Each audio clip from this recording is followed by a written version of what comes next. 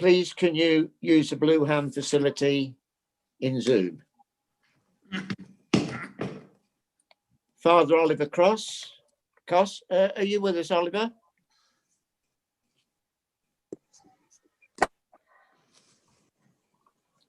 Hi, Councillor Kelly.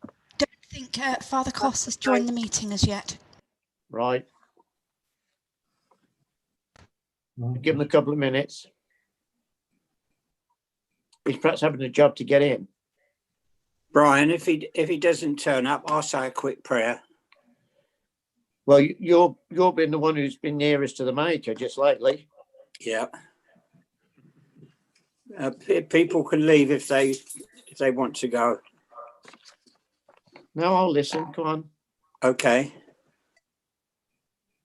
Lord God, we ask you this evening to look down on all the councillors here present at this meeting, to give us the knowledge and the wisdom to make the right decisions.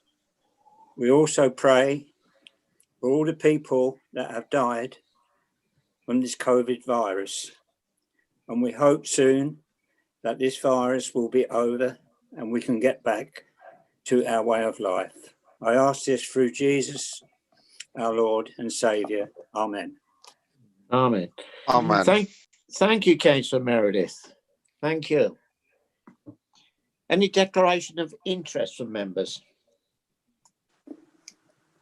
Nobody appears to be indicating, Chair. Thank you. May I approve the minutes of the meetings? Now there's 3 meetings, 14th of September, 28th of September and the 2nd of November. Any questions on the minutes? Agreed. Agreed. All happy? Agreed. Agreed. Yeah. Any apologies for this evening? I've got one here. Councillor Markham, Mary Markham. We also have the apologies from Councillor Arthur McCutcheon.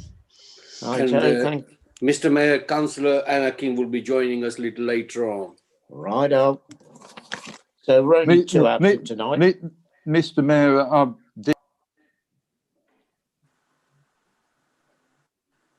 your speaker's not working properly, Councillor Markham. maybe that's better. Yes. That's better. Turn it on. It helps.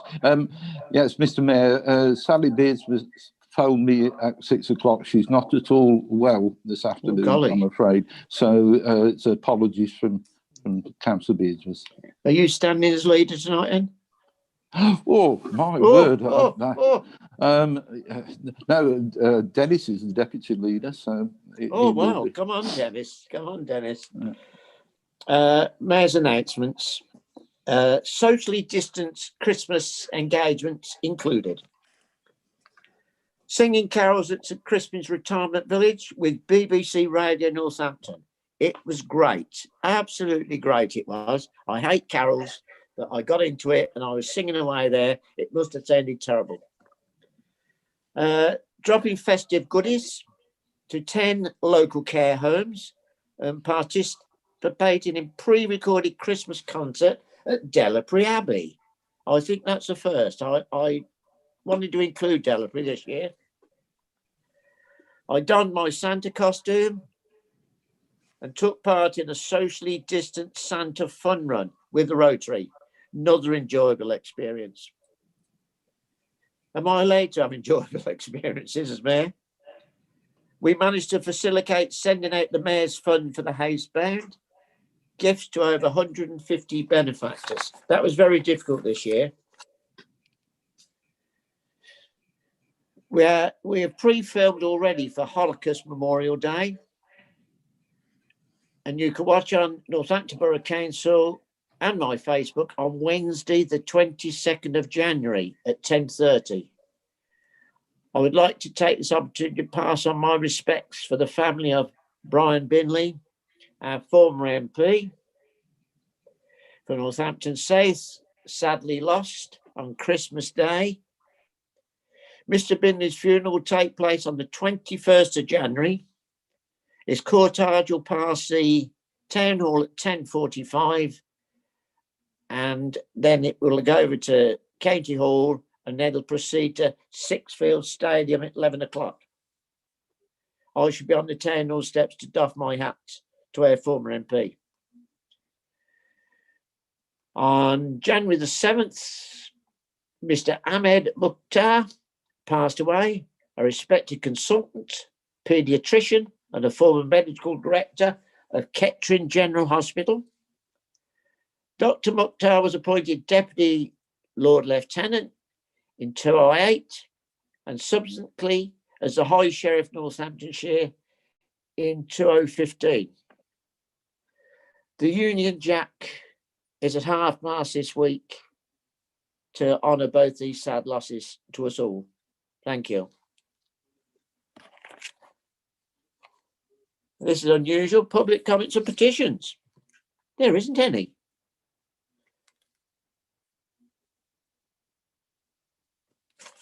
Nothing come up, Tracy? No, nobody has registered to speak, Mr. Mayor. Member of public question time. 6 questions have been received and presented on screen. The answers will be taken as tabled unless a supplementary is asked. The councillor who submitted the question can ask 1 supplementary question only.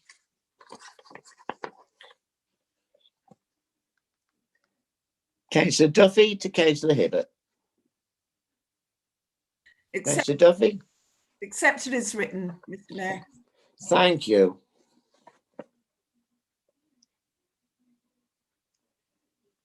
Councillor King isn't in the room at the moment. Have you accepted the answer for Councillor King? Councillor Duffy? Mr. Mayor, I do. Thank you. Thank you. Question 3. You're very busy tonight, Councillor Duffy. To Councillor Hallam. I have a supplementary. Far away. I'm concerned that perhaps pollution by the Environment Agency is perhaps not regularly carried out often enough. I don't know the connection between NBC and the Environment Agency, but if there is a supervisory connection there, perhaps NBC can ask the Environment Agency to perhaps check more frequently on the checks of certain polluting factories, such as the one that affects Southfields. Thank you. Thank you, Councillor Duffy. Question 4. Can I come back, Mr. Mayor? Yes, far away. Thank you, Mr. Mayor. Yeah, the monitoring authority is NBC. We monitor on a monthly basis, and the stats are put on the website. Obviously, the general trend that has to be analysed against general trends like roadworks in an area or whatever it might be to get a fuller picture. So we don't actually publish the report until an annual basis, even though we monitor it monthly. And you would be pleased, if not staggered, Councillor Duffy, as others will be, I think, when the report is published this year, because it will include the period for lockdown. We've had some monumentally fantastic improvements as a result of the lockdown. It's wrong to say it's obviously as a result of the pandemic, but it is one of the very, very few positives to come out of it is the improvement in air quality. And now that gives us a wonderful opportunity to try and capitalize on that work and make people see the benefit of it in the long term. So not necessarily commuting to work every day, which is obviously one of the big factors. So you'll see some really positive data moving forwards that I'm sure all councillors will be really pleased with when we publish it later in the year. The challenge is obviously how we can capitalize on the benefits that lockdown has given us. Thank you, Councillor Hallam. We've got a question here from Councillor Roberts to Councillor Hibbert. Question 4. Thank you, Mr. Mayor. Supplementary, if I can. Thank you.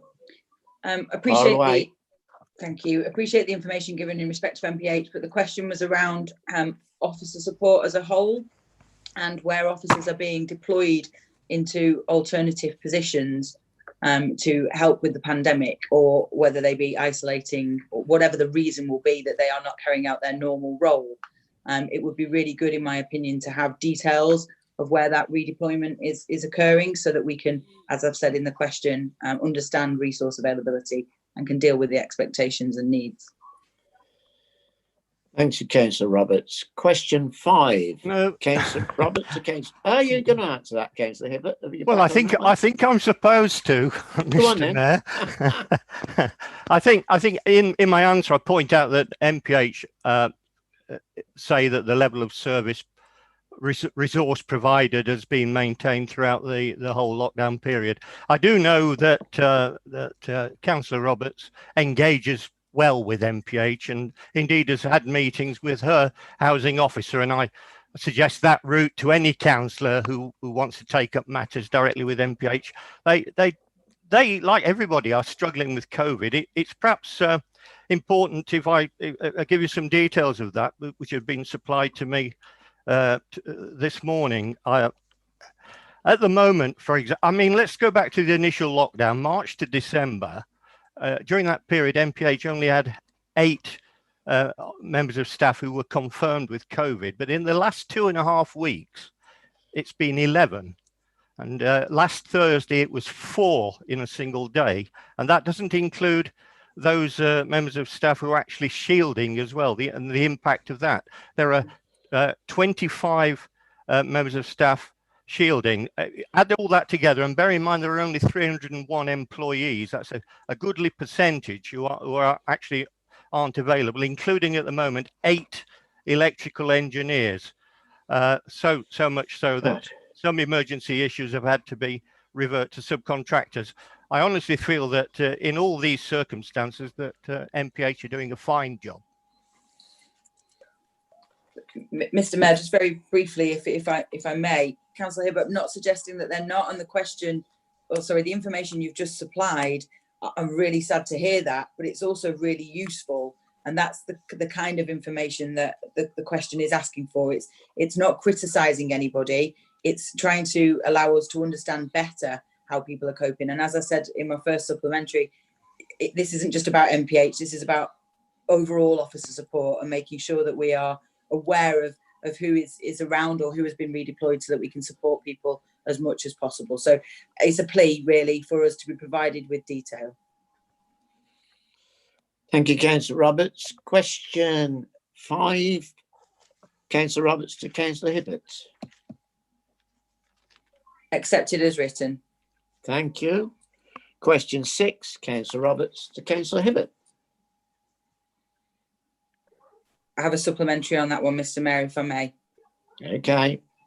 I want to understand a little bit more, if I can, in respect of the extension on evictions.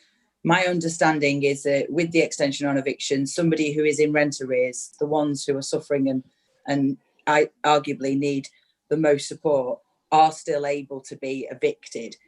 What is MBC doing? What strategy are they taking for those people? And as far as those in temporary accommodation is concerned, I don't see any difference between putting them out onto the street because they haven't met the homelessness criteria, or we've deemed that we don't owe a housing duty to them, than allowing the homeless that are currently on the street to remain there. So it's a plea again that all evictions at this point in time are inappropriate. Thank you. Yeah. You answering that, Councillor Hibbert? Oh, sorry. Yes, I thought I'd been muted again for a moment. Then. No. The rent arrears situation is more than the government advice is more than 6 months, which is a substantial period. I understand that MPH are really only looking at cases where people have been in arrears for more than a year. And I would repeat, as I've said many times before, the important thing when a tenant falls into arrears is that they get onto their landlord, or in our case, MPH, as quickly as possible and try and find a route to resolve that. There are ways open to people. And I think if they come forward at an early stage, something can be done. People in temporary accommodation, as I say in my report, in my answer, they are given the opportunity to stay these things are looked at on a case-by-case basis. And during the lockdown, for example, some people who were not entitled to temporary accommodation were allowed to stay in for 3, 4, 5 months and knew it was coming. They got a date for when they were supposed to leave. So they were given the opportunity to find alternative accommodation. And of course, the officers were helping them towards that end too. So it didn't come as a shock to them, although at the end of the day, I think very few people were moved out of temporary accommodation, or to use that expression, evicted from temporary accommodation. Thank you, Councillor. Cabinet member presentations. You have 3 minutes, and a period of 45 minutes have been allotted for the entire cabinet. Encourage members to bear that in mind, that we have time on this. I call on Councillor Nunn. Thank you, Mr. Mayor. To quickly highlight, but first of all, to apologise for the lateness of the report, which wasn't published with the original papers. I hope all members have now received it. As always, continue to work with Cabinet members across the whole council on a range of different things. To highlight a few, obviously COVID-19 has been an extraordinary part of everybody's workload, certainly for mine, and all of our officers' time. We're in our 3rd national lockdown now. Really want to say that the work this organisation has undertaken has been absolutely fantastic alongside the wider health and local government system. And it has meant that we're now far better prepared to manage this current lockdown. To some extent, we're getting used to it. But what a dreadful state we see the cases of infection, the busyness within the hospital, the level of occupancy in the hospital, and sadly the deaths that are taking place. Some small consolation is that perhaps the vaccine now is starting to be rolled out at a decent pace, with, I understand, 4 million people now vaccinated nationally, but it can't come quick enough as far as I'm concerned. So throughout that, we've tried to keep people briefed and so on, and put a lot of work into it. We've also made sure we've kept our members of parliament closely briefed and informed with their queries and questions on the vaccination programme, and also about the local restriction support grants, which are currently being paid out. There is such a variety of different grants for different periods of time, but in all now throughout the pandemic, we have paid out on behalf of the government some £40 million in total. In terms of the economy, our focus turns to supporting town centre businesses, and obviously, like all towns, we've seen casualties who we now know will not be reopening in the town centre, and that's very sad.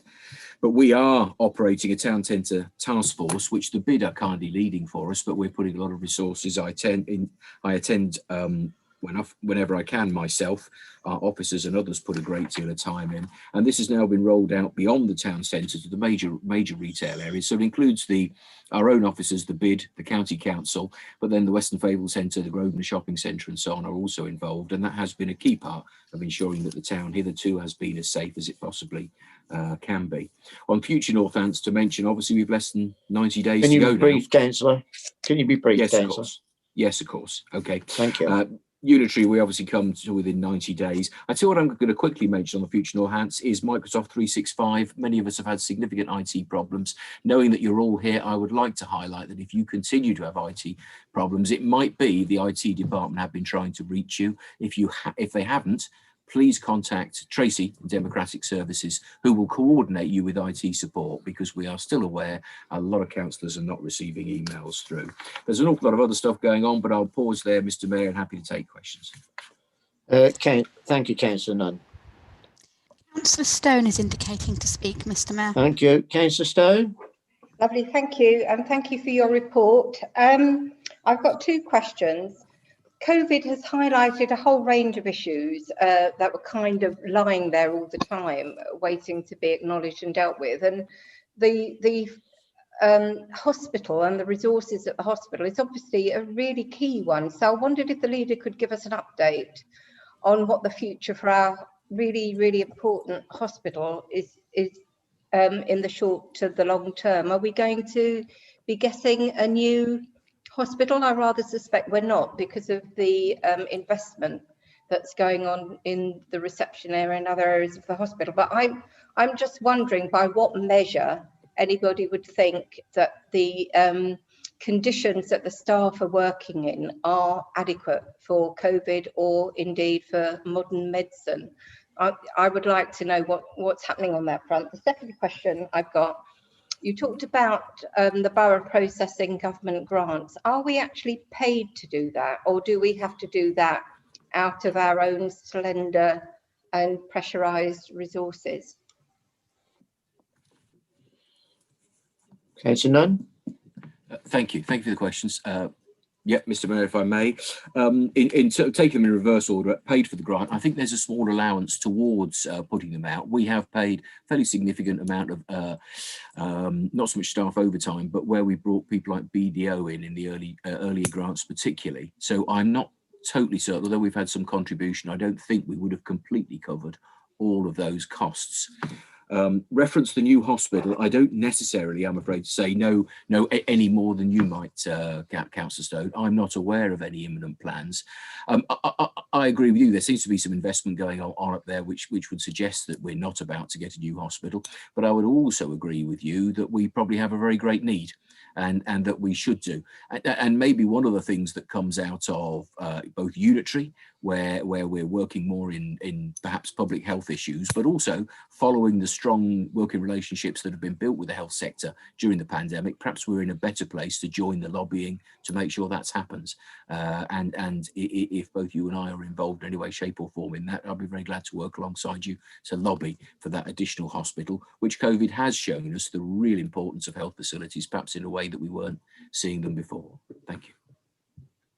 Thank you. Councillor Meredith is indicating to speak.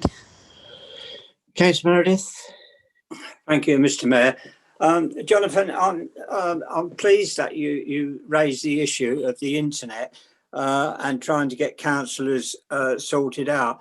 It certainly is very confusing for people like myself. I'm not very good on computers, and I'm afraid when they come to do mine, they couldn't get me onto my iPad, but they've now said they can get it on my phone. But I haven't had a single email from the council since, and they've not been in. I asked Tracy, I think it was about five days, if they could sort this problem out, and I've been told they've only got 3 people who are now working on IT, and they're extremely busy.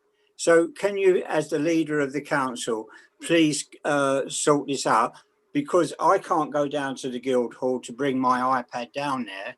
I really need somebody to come to my home, perhaps help me with this, and I'm sure other councillors will be in the same position. Thank you, Mr. Chairman, Mr. Mayor. Sorry. Yeah. Thank you, Councillor Meredith. Thank you, Councillor. Thank you, Dennis. And fully agree with you, and I make no defence of this. I'm really, really sorry about the problems you've had and others have had, and indeed I have had myself. As you rightly say, you certainly shouldn't venture to the Guildhall, but actually, frankly, none of us really should, unless it's absolutely essential. I have to say that I thought we'd got towards the end of last week over most of these problems. It seems that we haven't, and only just today I've discovered a number of councillors who I've spoken to who still continue not to receive emails in a regular way. Just also highlight for your information, there seems to be some changes to the formatting of email addresses, which seems to make it fairly sporadic as to whether or not we all receive our emails or whether the emails we sent are received. Also to highlight to you that, and I wasn't aware of this before it happened, that the BlackBerry app, of course, no longer works. So you mentioned tablets and phones. The Outlook app is now the thing to use. I think we were ill prepared for all of this. It is a bigger exercise to switch to 365 than I ever imagined it was. But I think if I'd understood the scale of it, it's something that we should have had a serious risk register entry for, because it has in effect disabled the email communication, the reliability of the email communication throughout the council. Can I ask all, now that we have you together, IT have been trying to phone people and so on, but please, now that we have all councillors present, or most, can I ask you to at least make some form of contact? Perhaps that's a call into Tracy or Democratic Support, and it would be nice if over the next day or two we can get a full thorough understanding of the extent of the problem. I've discovered some emails that came through this afternoon which I hadn't received, for example, having thought that mine was straightened out. But if you can highlight, please, to Tracy, we'll do a complete stock take, if you like, over the next 48 hours of exactly every councillor who has problems and whatever that device is, whether it's a council laptop, their own tablet, their own computer. And if that's significant, as I fear it might be, I'll give you an assurance of going to the unitary programme and insisting that we need more resource. We need more resources to support this very, very quickly. Thank you, Mr. Mayor. Thank you. Thank you. Mr. Mayor, we have Councillor Brian Markham and Councillor Nash Chowdhury both indicating to speak. Okay, Councillor Markham. Thank you, Mr. Mayor. A question on that point. I have to say, the support I got from IT services and actually from our own councillor staff from the customer services centre at the council who were drafted in to help was excellent. But it did take an awful long time. But the question for the leader of the council is, I just wondered why it was happening when it did, and who instigated it, whether it was the new unitary, the county council, because it did seem, we don't need it, as far as I can see. Everything's working great. But more important, the second question is, well, if we're investigating problems councillors are having, of course, nearly all council staff are working from home, attending Zoom meetings. Do we know what percentage of council staff has still got to be on the new systems at all? Because they're far more important than us mere councillors, of course. Thank you. Yeah. Thank you for your questions, Brian. Very happy to answer there on those 2 points. First of all, the staff. Now, I have to tell you, this is as I understand it. One of the differences with us as councillors is, first of all, this is only a part of our activity. Many of us may have jobs or other things. So, whereas, of course, members of staff during the working day are fully available to be able to make contact. IT can get straight back to them and deal with it. It's more difficult to pin us down as councillors sometimes. So, my understanding or my assurances are that we are not experiencing quite the same level of issues with staff now as we were, although there were a number who had not got their PCs set up. You might recall a week or so ago, we all got 1 or 2 emails asking us to go through a process to get ready for 365. Now, I have to tell you that I tried that process a number of times and couldn't get it to work, so I did take my PC into the office, but there are some who hadn't actually attempted at all, and some of those had to be tidied up during last week. My understanding is largely we're there with staff, but that's only my approximate understanding. In terms of why did this happen, as I say, I wasn't aware it was such a huge change. Subsequently, I've got a long queue of people who tell me, oh, this is quite normal for Microsoft 365. And I find that an inadequate explanation, because actually we weren't aware that we were going to be... We weren't aware that we were going to be... Just pop on mute, Mr. Mayor, may I suggest? We weren't aware that we were going to be without reliable email communications for a number of days. So it's not acceptable to say after the event that this is a major overhaul. I think the reason for it is that to use Microsoft 365 will offer a range of additional services, a greater reliability, easier ways to communicate. So I believe it is probably the right thing to do.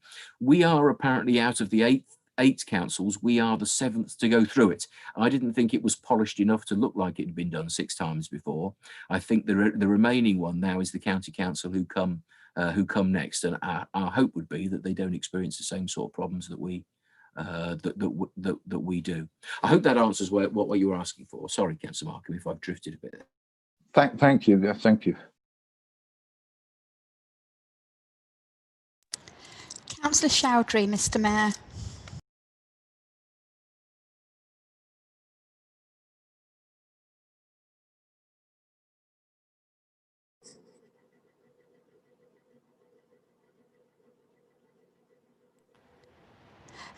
Mr. Mayor, Councillor Chowdhury would like to ask a question.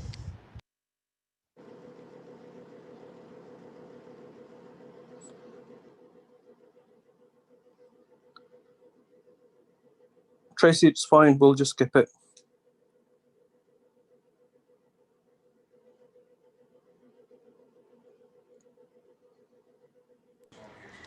I think the Mayor could be experiencing some technical issues.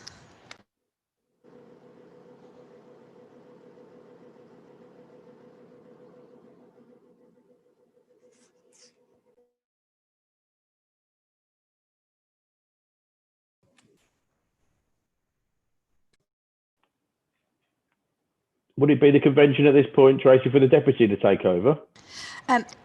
Yes, if that's okay, Francis. Would that be all right for Councillor Ashraf to take over while the Mayor's got difficulties with IT? Yes, that's fine. Tracy, do you know that he has got difficulties and is not on mute or anything like that? He's not on screen either, Francis. We can't see him, or he's on mute, but there's no camera. But it does say he's showing video, so I think it is technical issues. Okay, so can Councillor Ashraf please take the chair? And yes, of course. Is Council comfortable with that? Can we just signify approval? Agreed. Agreed. Agreed. Agreed. Okay. Councillor Ashraf can take the chair now. Yes, just a moment. Let me just get to the presentations. Okay, we had Councillor Nunn Leader's report. Can we move over to Councillor Larratt's report, please?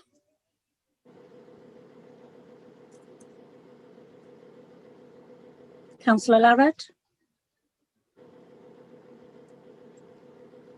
Sorry, Deputy Mayor, I was on mute. My apologies. That's okay. I'm pleased to present more as written. I don't think I've anything to add at this particular stage, so I'm happy to answer any questions, Madam Deputy Mayor. Okay, we have Councillor Birch and Councillor Duffy indicating. Councillor Birch. Thank you, Deputy Mayor. I have a number of questions, very briefly. It's wonderful news about the Future High Street Fund. When will the plans be revealed? That's something that we'll all be looking forward to. Another question is vaguely associated with that of the legal services. Do we have sufficient capacity within our legal democratic services to tackle some of the asset transfers and the work that's coming up as we move to unitary?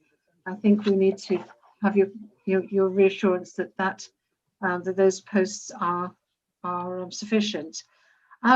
With regard to the flooding at Collingtree, this looks as if it's due to new developments.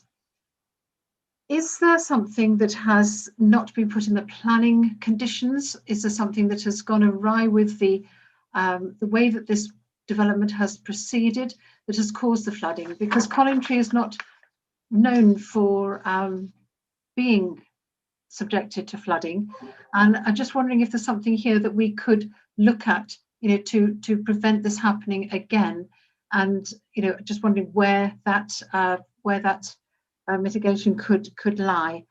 One more question, please. I know it's a bit over the top, but a while back we had a motion to webcast our meetings.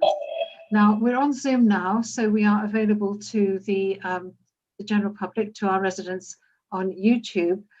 But as we move forward into unitary, is there an intention that the webcast will be there for our unitary meetings and available to other with people that can't actually come into the council chamber after lockdown? Thank you.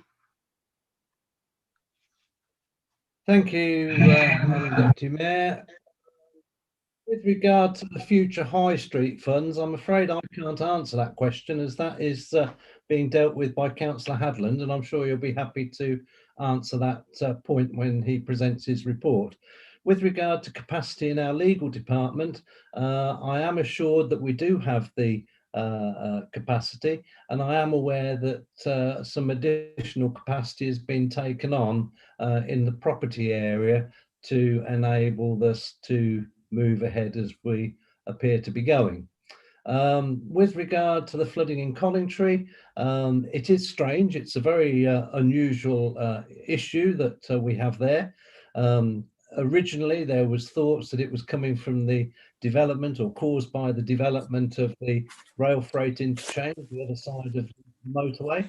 And can I just say that the contractor involved in that, Winvic, have been really positive and helpful and have undertaken significant investigations of the work that they're doing.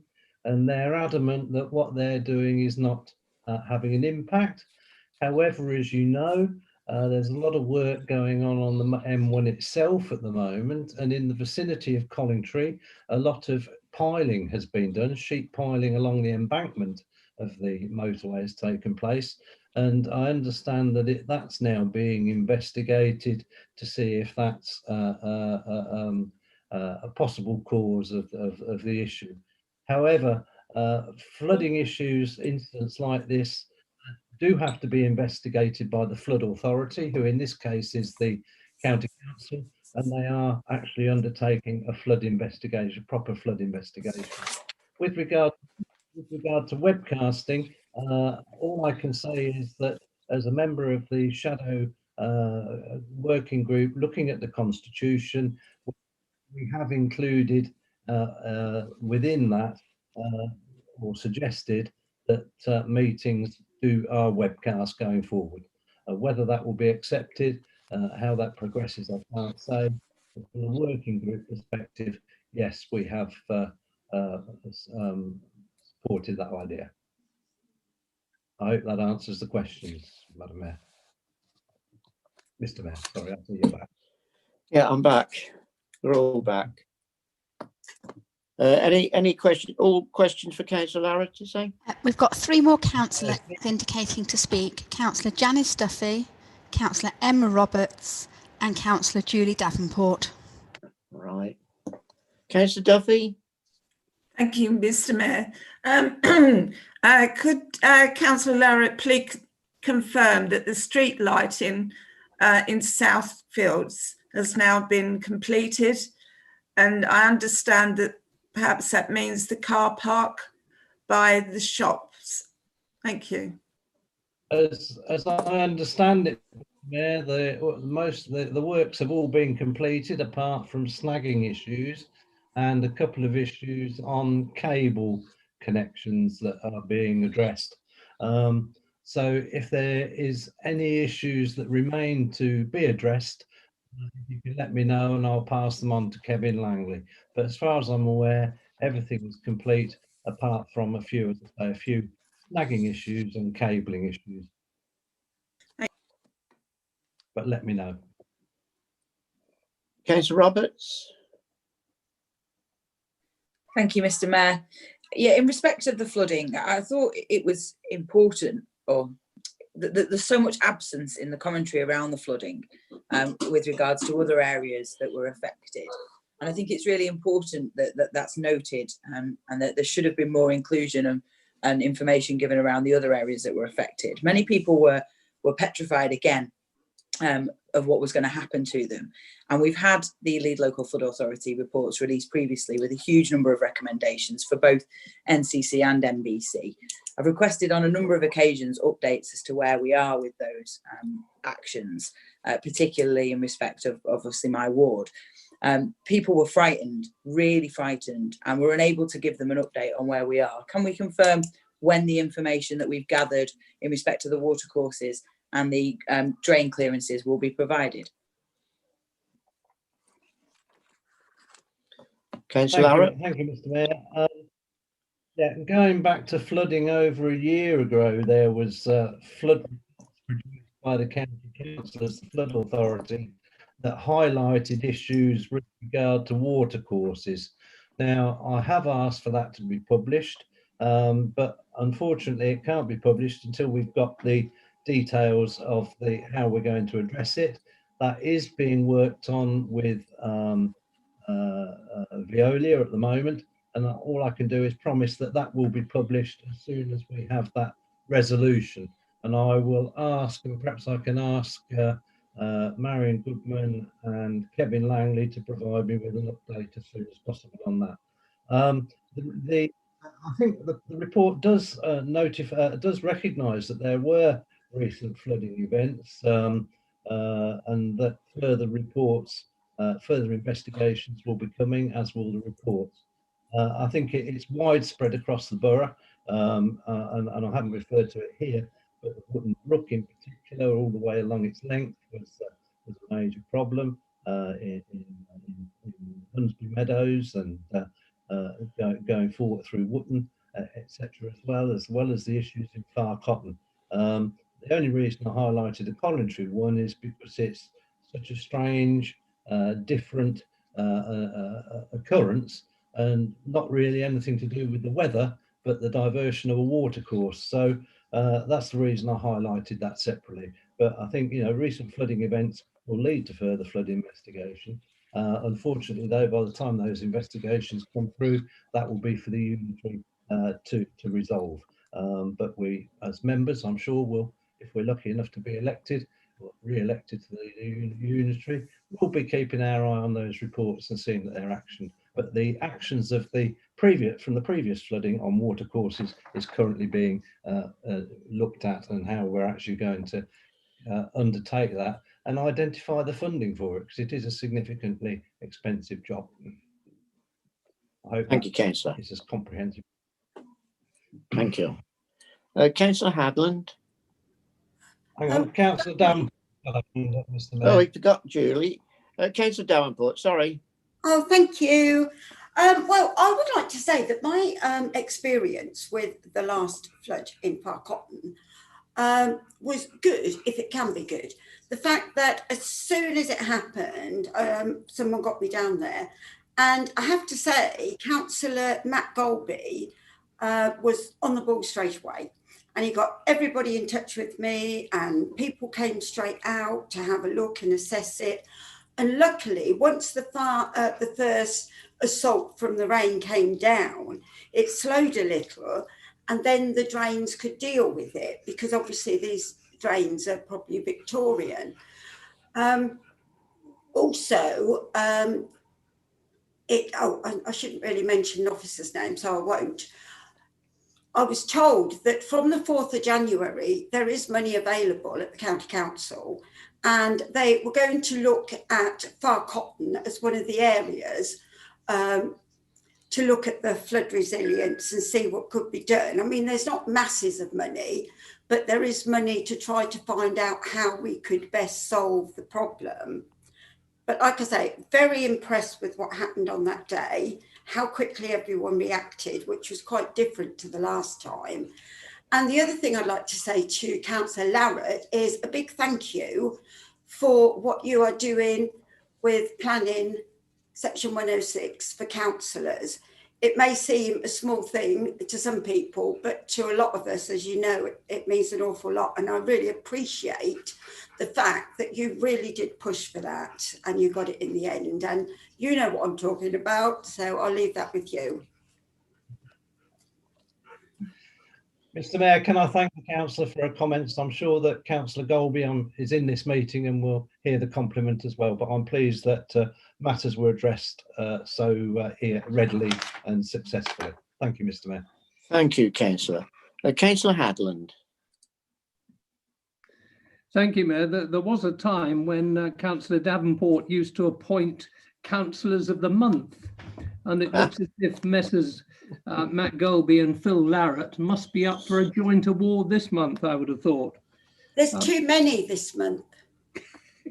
I'm happy to present my report, Mr. Mayor. Can I just highlight one or two things? We live in a time of general gloom at the moment, but there are glimmers of good news poking through.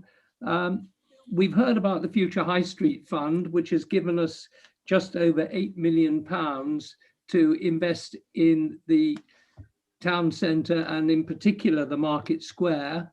That will enable us to crack on with the improvements to the Market Square in pretty short order.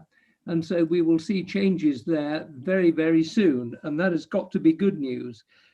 Following on from that, the Towns Fund application went in with an application for £25 million. Early indications are that it's been favourably received, and we hope to get a result on that before the end of February. I think the encouraging thing there is that the government is talking in terms of results and putting a month on it, whereas when we were talking about the Future High Street last year, they were talking in terms of seasons, which are obviously very flexible. So hopefully by the end of February, we'll have some good news there. Can I pay tribute to the work that the staff have done in getting out the business grants, which is over and above their day job, and the momentum of the various projects has carried on top of all the grant work that's gone on. And I think that has been a tremendous effort by everybody concerned. But for COVID, we would be talking about opening the museum very soon. And we would also be well on the way to being able to show people around the Vulcan works. You'll see in my report that I refer to facades being viable. That should, of course, be visible. We hope everything's viable. The Future High Street Fund result was surprisingly announced on Boxing Day. I think we all thought that government shut up shop for Christmas, but it actually came out not only on Boxing Day, but dated on Boxing Day.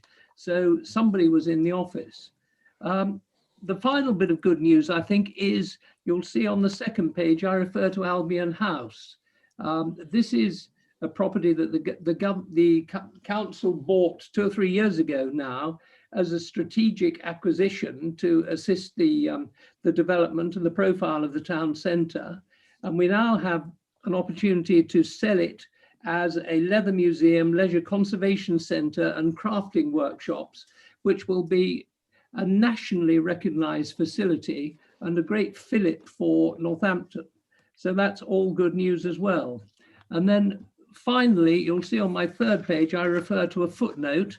I think that this will probably be my last portfolio report because I don't think we're going to have anything much in the way of a business meeting between now and the end of March.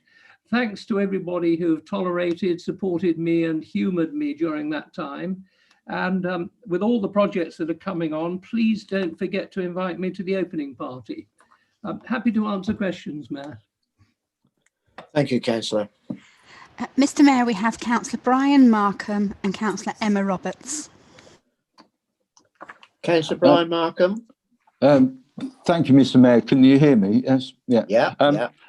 Well, actually, I had 2 questions for Councillor Hadland. Quite often, Councillor Hadland, the reports doesn't get a chance to give his report. So, but when he's done so, actually, I think he's pretty much answered the 2 questions. One, except I'm a little the money for the Market Square, the 8.4 million.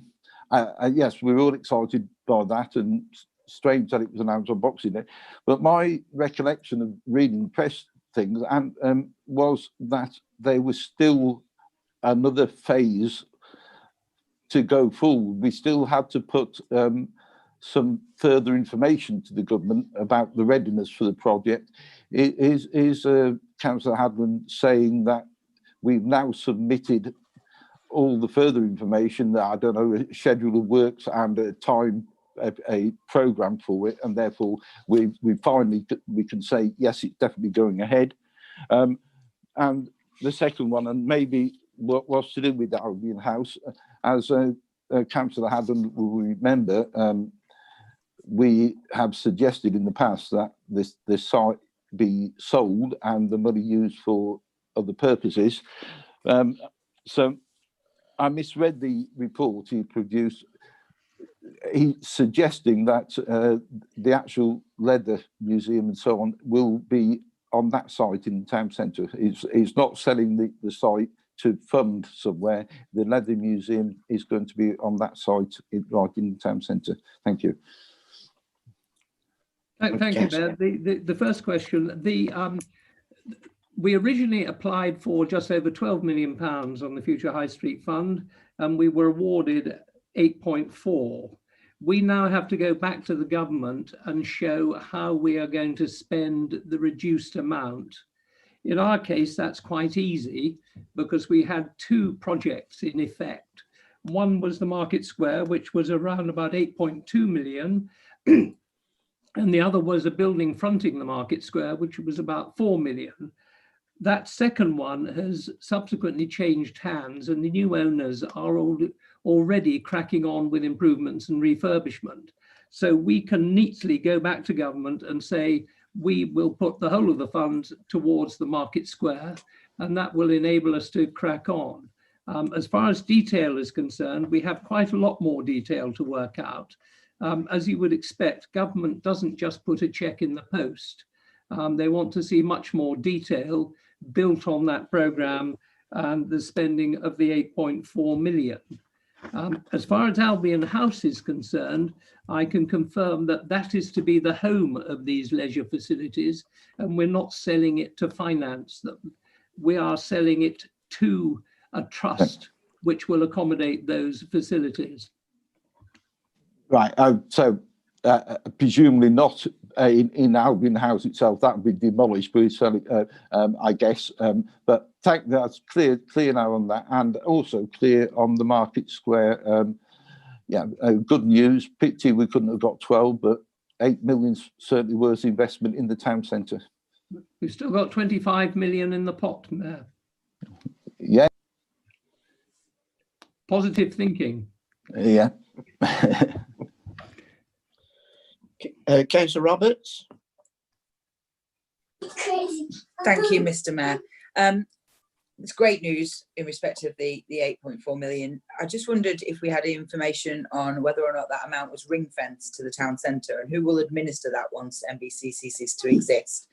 And I guess that question, given the commentary around the 25 million, goes for that amount of money as well. Who will be administering that? And is it ring fenced to the town centre? If I do the Future High Street Fund, that is ring fenced not only to the town centre, but to a specific project, which is improvements to the Market Square. The Towns Fund will be ring fenced and earmarked for the specific projects that were put in the Towns Fund bid, and only those projects. I should add that although we're expecting news at the end of February, we have already had some news in that we've had £1 million in advance to proceed with the initial preparation for demolition of the Marks and Spencer's site, to bring that forward for redevelopment. And that work will be starting in the next few weeks. And who will administer those funds once NBC ceases to exist? Those will both become West Northamptonshire projects.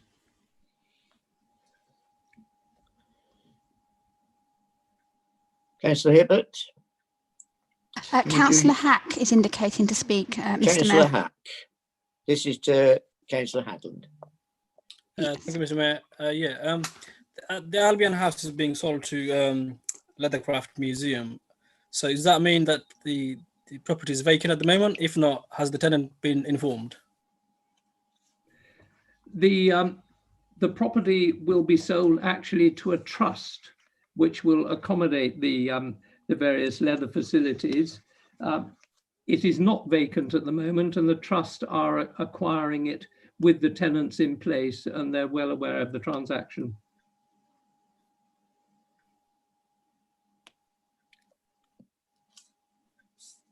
Councillor Hack. Happy? Yes, Mr. Mayor. Thank you. Cheers. Thank you. I'll call on Councillor Hibbert to do his report. Thank you, Mr. Mayor. Thank you.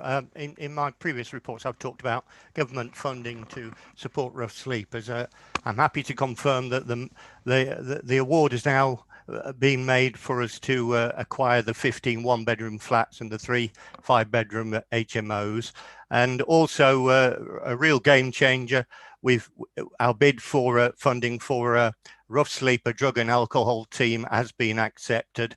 And that's such important work because, of course, drug and alcohol are many are the reasons why many of these people are on the streets, and sadly also a reason why many of them return to the streets even when we've been able to house them in the past. You'll have also perhaps seen that our version of Everyone In has started. It starts tomorrow. It will run to the end of the end of March. This is in collaboration with the Single Homelessness Forum and all the various groups and associations who belong to that. I'm happy to report that. Recent press report, you'll see that the first tier tribunal supported a penalty of £50,000 in a very serious case.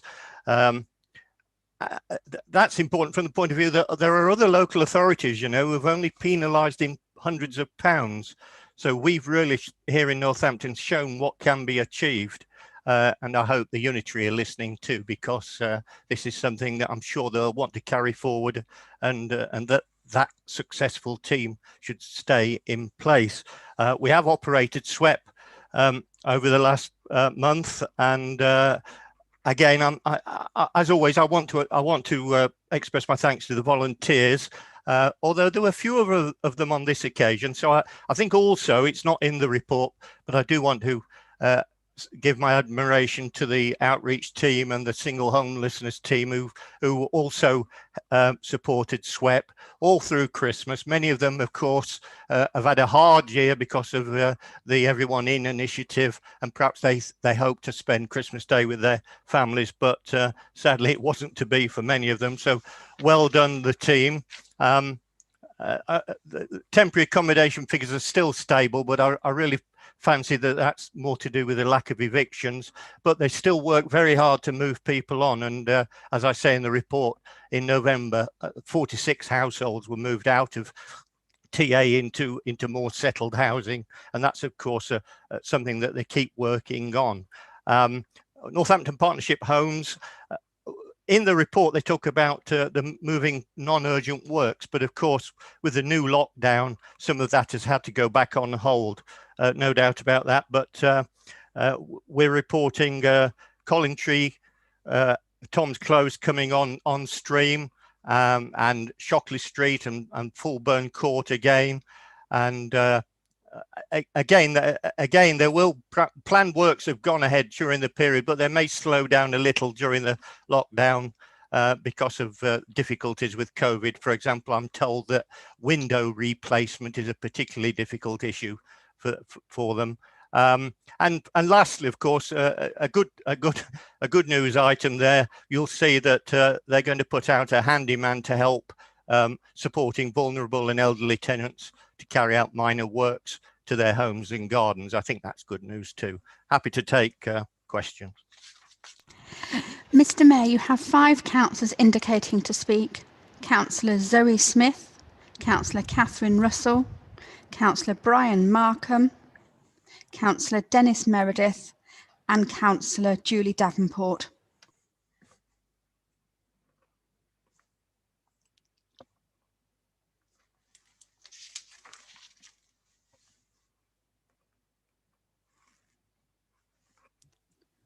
Tracy, I can't see the mayor on the link. Mr. Mayor is still on. Oh, there he is. Yeah. I'm waiting for Councillor Smith. Lovely. Thank you very much, Mayor. It's fantastic what's happening with the dedicated drug and alcohol units sort of on place for rough sleepers. I think that's really important, and it's an example of the theme that came out of so much overview and scrutiny work from last year, that we have to have joined up working and a really kind of joined up approach to things, and a really centralised approach. And I'd just say, can you make sure that that's something that's recommended to the new unitary authority and carried forward, because I think it's really essential. It's fantastic that we've been able to challenge road landlords, particularly one individual. However, I understand that was going on for quite some time, and I'm just wondering why it took so long to resolve that particular situation. And finally, it's brilliant that we're able to charge so much in terms of civil payment penalties. I just wondered how much of that we've been able to recover so far. First of all, I'm also always grateful for the contribution by Overview and Scrutiny towards what we're doing, and I quite agree. As I said, the drug and alcohol team is, I think, a real game changer.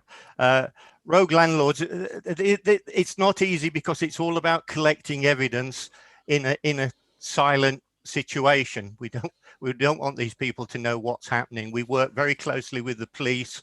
We work very closely with the tax office. This is not an easy process at all, and that would be the reason why. And of course, meanwhile, there are other cases going forward too, in many instances, and there'll be other cases going to court soon enough. And you asked about civil penalties. Sorry, I've lost the thread there. What was the question about civil penalties? Sorry, in terms of when fines have been issued and penalties have been issued, how much have we been able to recover? Yes, I'd love to be able to answer that, and I don't. I'll make inquiries about recovery, and if you remind me with an email to me, I'll make sure you get an answer.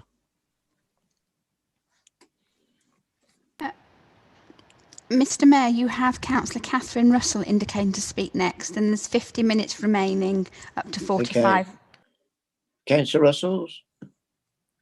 Yes, hello. Thank you very much. Hi. I would like to ask some questions about HIMOs. Firstly, a lot of rather poorly maintained HIMOs, and there are a lot of them, can be hotbeds for COVID and the spreading of the virus. Most HIMOs mean that people do not have the space or the capacity in which to either self-isolate or move around safely. And I'd like to know if the council is taking any steps to mitigate against this. My second question is about the register on the borough's website. I've had residents complain that they would like to report what they think is an unlicensed HIMO, but they actually can't find the register that is on the website. When I tried to look, I have to admit, I found it quite difficult as well. Is there any way we can make access to this register or visibility of it much easier? Thank you. Mr. Mayor, that's 45 minutes.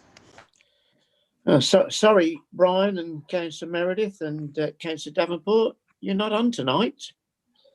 Shall I answer the last question about the register? Quickly. The Mayor. Yeah, you know, it is there, it is online. I appreciate there are some problems with it because I've raised them myself. For example, I didn't find it very easily searchable as a register, but I fancy that the team are working so hard on these other matters that this is something that gets pushed to one side. But they are aware of it because I've chased them on it.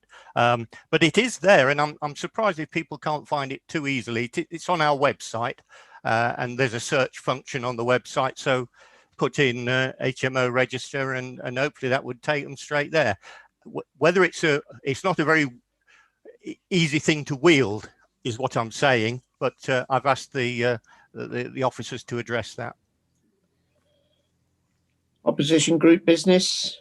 Councillor Stone to make a statement on looking ahead. Of course, it's the new year, Mr. Mayor. Thank you very much. Mr. Mayor, can I just, sorry, Danielle, can I just say I'm rather disappointed that we can't have all these portfolio holders' presentations. It's a pity that when I've got something very important to say to the environment that we never get round to it. Can I suggest, Mr. Mayor, that in the future, because we have the paperwork, we read all what. Could they just said we submit for you to take as read, and then we could answer questions in that way. We could get through all the portfolio holders, because the environment is one of the most important things that we have, really, but they're all important. So could we take that on board? Thank you. Sorry to interrupt you, Daniel. We do try to accommodate as regards altering the agenda for the portfolio holders, which we did tonight on Councillor Beardsley's request. Dan Stone. Thank you. And again, Happy New Year, everybody. What I wanted to do first in terms of looking ahead is to look a quick backwards. And I want to congratulate everybody in Northampton who's dealing with local government reform, with the impact of Brexit, with the terrible impacts of COVID. And in particular, I want to thank our staff for their huge commitment that they've demonstrated to the public good.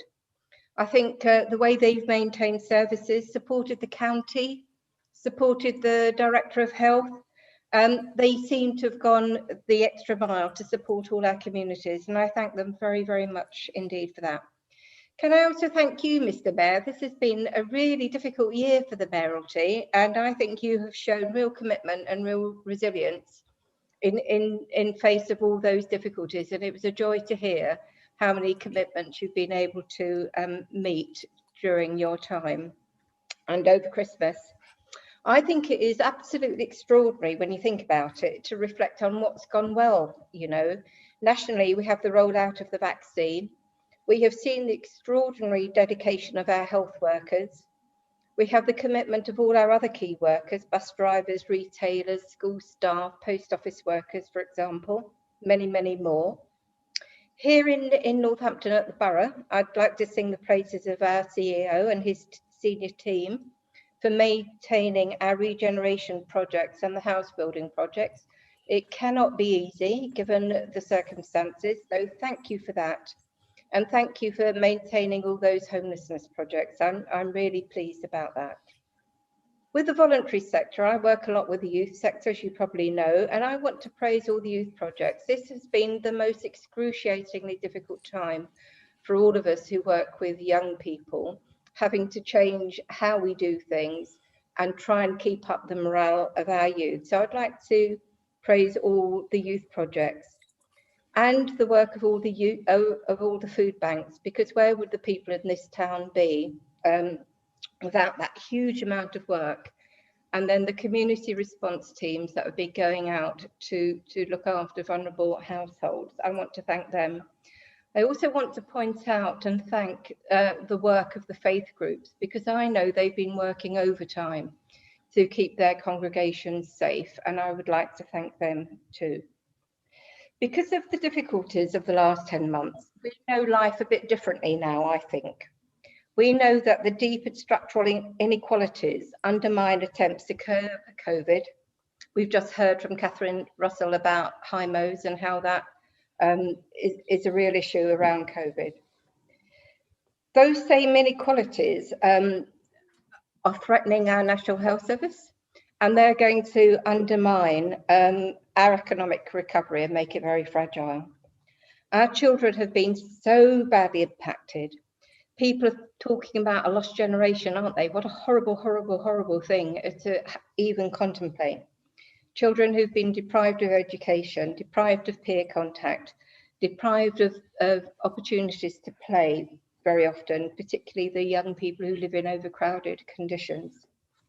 And with no or little additional resource coming their way from the communities to help them and their families cope. So what I want to do is point out to you 3 bits of learning from the situation we have been in or are in that I think should guide our recovery. One is that there is a lot of hidden need in our communities, and it has shocked me. What do I mean by that? Delivering food parcels to the vulnerable has uncovered numbers of frail older people living without any support. Who knew? I didn't know that. You'll recall the story that was in the Chronicle and Echo about the gentleman who was found emaciated, living with no electricity, no warm clothes, no furniture.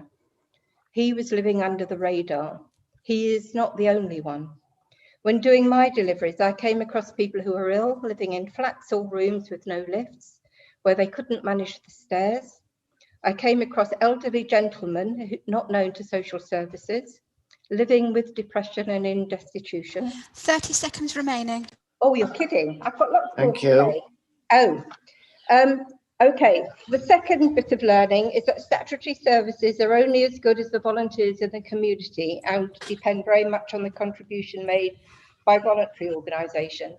I wanted to talk a bit more about our children, but I'll skip that. What I really wanted to say is that the blueprint we have got for West North Hants was done pre-COVID and pre-Brexit. I don't think it's good enough. And what my plea to the Borough Council, to the leaders of our council and to all the councillors, we have got to stand up for the disadvantaged in Northampton, the people who've been so seriously impacted by those 3 things, impacted by local government reorganisation, Brexit and COVID. If we don't stand up for those disadvantaged communities, nobody in West Northants is going to really understand the needs and to be able to deal with it. I want to see a recovery plan, and I want to see a recovery plan that is based on the actual facts of what That's is going 5 minutes, Mr. Mayor. In North Thank you. Thank you, Councillor. Thank you, Councillor. Councillor Nunn, you have 3 minutes to respond.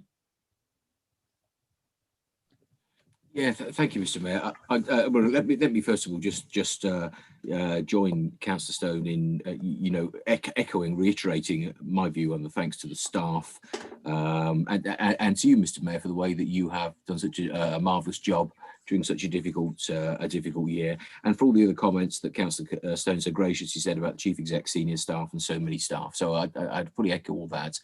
I have a feeling that there is so much to say on this subject, and I wasn't quite sure where it was, what specifically it would be talking about. But let me just give a short and simple commitment to Councillor Stone, because I would agree with the hidden issues that are around the town, and nobody who is involved in politics at all, because they have a certain sense of social justice and wanting to improve people's lives, can be completely oblivious to those. As we move towards a unitary council, amongst other objectives about being a really good council, best value services and looking after people, surely one of the things that we can all join together on is to identify more of those hidden issues and to find solutions to them, really. I'm very, very happy to have this as a fuller discussion, which I think it could be, but it's a simple commitment from me. After all this hassle and a disruption of unitary, which wasn't something we went looking for, but after all the trouble and the cost that's gone into it, we promised people it's going to be better. And I'm happy to join with you to make sure that this way, in identifying hidden issues and helping the most vulnerable, is one of those ways in which it is better. I think I'll probably end at that, Mr. Mayor. Thank you very much. Thank you, Councillor Nunn. Councillor Stone, a further 2 minutes. Thank you. Sum up. And thank you for that from the leader. It does take a lot of thinking about. When I'm thinking about what's happened to our children, it breaks my heart. I think the schools have done the most amazing job. A lot of my family are teachers. I know exactly how tough it's been for them. And I've got grandchildren in school. I know how tough it's been for them.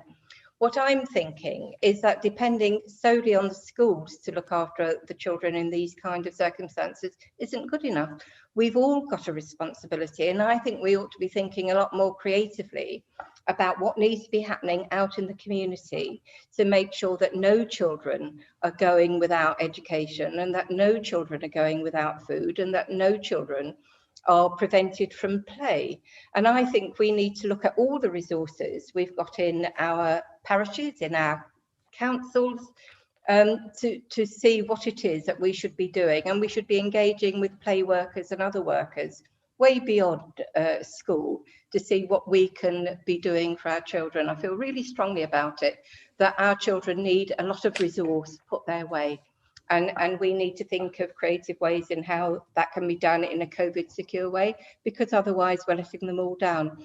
But this whole area of hidden need, adult social care need, has really, really shocked me. It is unbelievable what goes on hidden behind doors. And we need to find the resources to actually investigate that and to do something about it within the new authority. Thank you. Thank you, Councillor.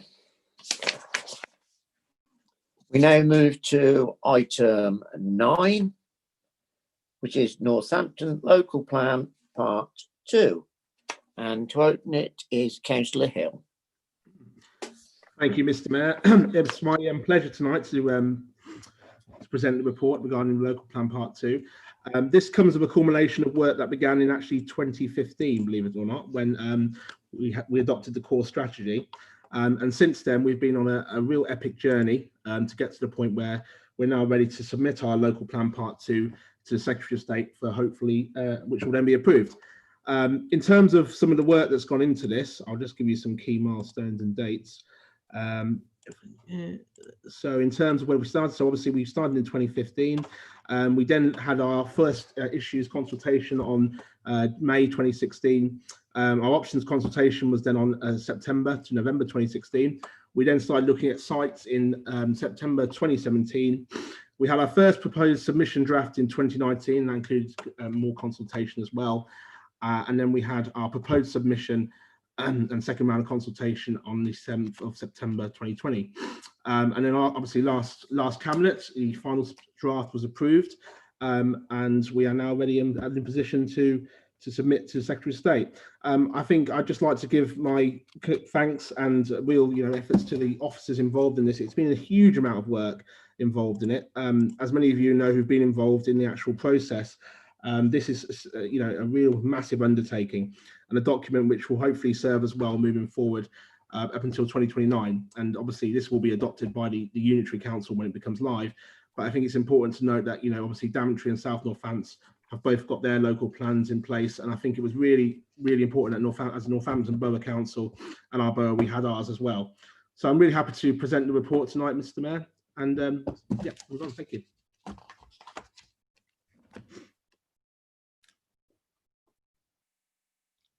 I think you're on mute.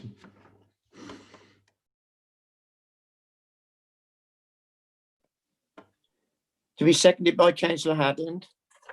Please to second, Mayor, and reserve the right to speak.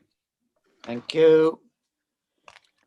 Mr. Mayor, we have 3 councillors indicating to speak. Councillor Brian Markham, Councillor Julie Davenport and Councillor Paul Joyce. Brian Markham. Thank you, Mr. Mayor. As Councillor Hill said, very long process, lots of hard work by a relatively small team at the council, but so important that we have got to this stage, and hopefully before too long, after the new West Northants Council will be in a position to get through the final stage once the inspector's gone through. I know essentially tonight, as far as I understand it, we are responding to the last stage of public consultation going back to September last year, which of course other things have been going on since then, but there are something like 400 odd pages, 450 pages nearly, of responses, comments that came in as a result of that consultation. And our team of officers have responded to those comments, and that all those parts of the consultation that came through there have been responded to, and everything goes to the it's so important that this goes forward.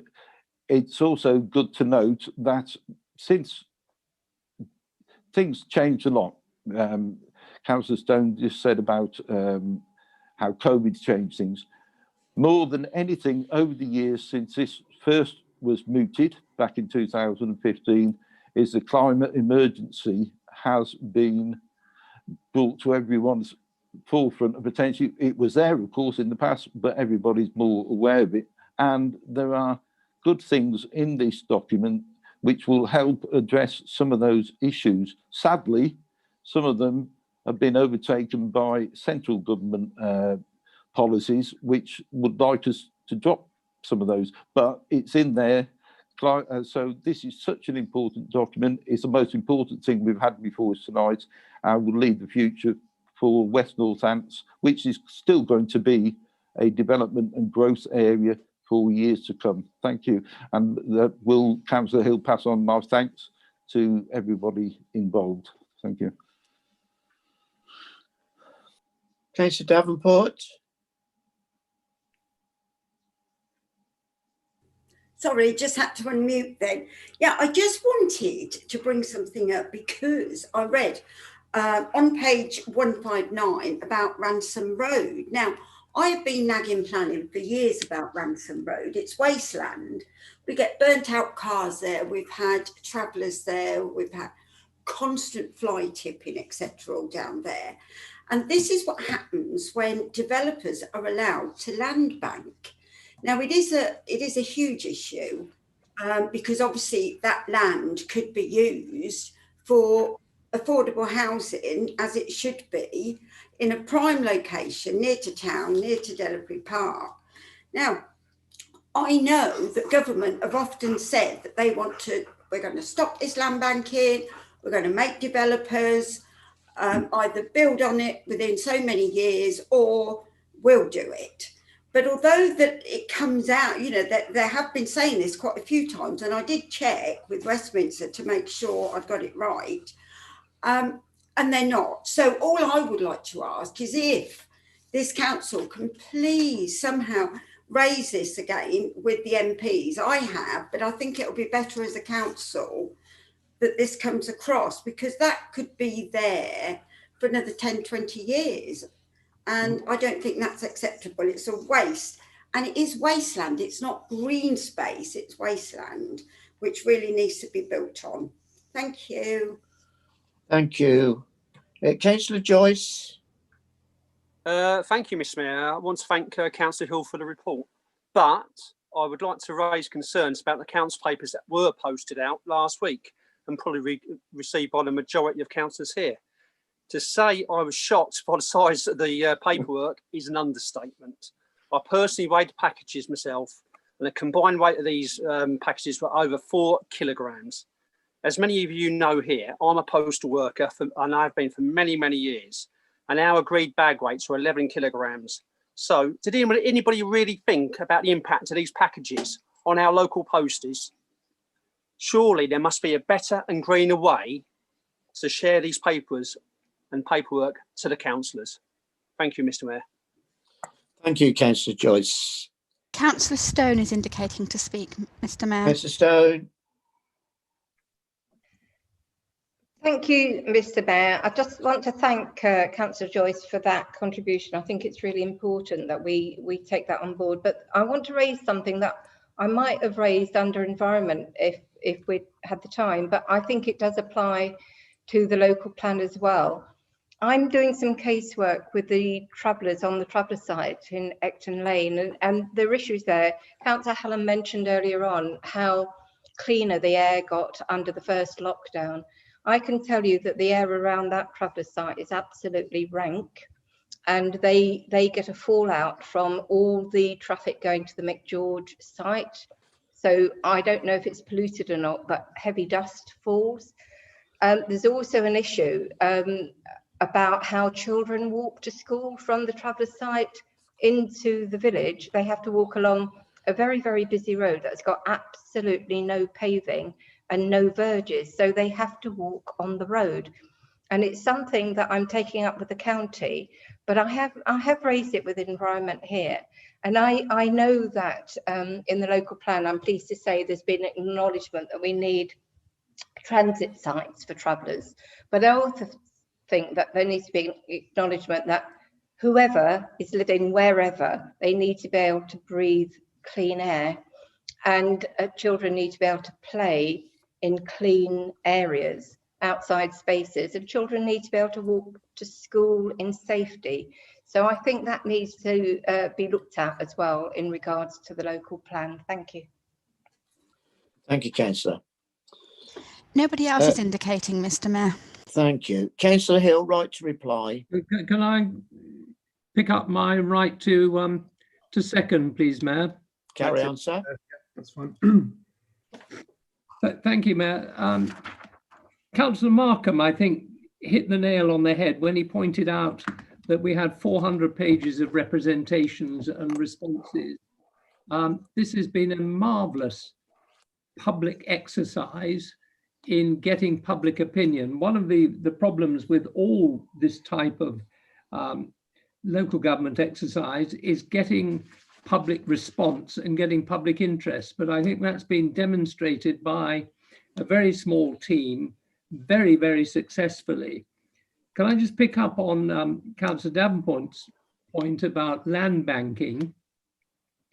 I would certainly agree with her. Planners, unfortunately, are constantly put in the firing line with holding up development and things like that. There are, I think, 1 million outstanding housing planning permissions nationally, which shows that it is the development industry which is not delivering and certainly not planning. Finally, I think I'm probably the only member present who was here when the 1997 local plan was adopted, which was about 1/10 of the weight and consisted of a fairly thin book and a big plan to stick on the wall. The world has moved on and got very, very much more complicated since then. But I don't think the team that has to deal with it has got any bigger. And they really have worked tremendously hard, and we are all in their debt. So I'm very pleased to second, Mayor, this important document, which I hope will be replaced in under 23 years. Thank you, Councillor. Councillor Hill, as a mover, right to reply. Thank you, Mr. Mayor. Thank you for everyone's comments tonight. Obviously, echo what Councillor Hamden just said regarding land banking, but I'd be more than happy to have a speak to Peter Bagley regarding whether we could maybe lobby the MPs before the end of this council's life, because I think it is an important issue and something that I certainly would like to see resolved. In response to Councillor Joyce's comments regarding the papers, yeah, you're absolutely right. I mean, it is a lot of paper. I think we have to be careful and make sure that our councillors are given the access to this important document. I'm aware of other councils where they have submitted local plans and they've fallen on they fail to be accepted due to a lot of technicalities, and one of those can often be that they weren't given proper scrutiny or that people didn't have access to them, and that's a really important factor. But I fully take on board, and I think we want to move to a far greener way of doing things in general, don't we? So back to the submission. Again, I just wanted to highlight my thanks to the team. An incredible amount of work, huge accomplishment, and I'm really pleased to see this finally submitted. Thank you, Mr. Mayor. Thank you, councillors. Is that agreed? Agreed. Move on to the next item then. Community governance review. The next steps. Councillor Larratt to propose. Thank you, Mr. Mayor. I hope everybody has got a copy of the latest report. This has been amended and reissued today, so I do hope that everybody has got access to it. They were sent out by email about 4:30 this afternoon, and can I thank everybody who's taken the trouble to help in rewording and reissuing this report following conversations between myself. Mr. Mayor, could I just ask Councillor Larratt? Fortunately, I haven't seen. I've been told, because Councillor Beards was had to give her apologies. I was told about it. I haven't seen the thing this afternoon. I was busy after. Is it possible to share it, or the document on the screen at some stage during the presentation? I just wondered, because I certainly I've been told about some of the changes, but maybe it could be shared.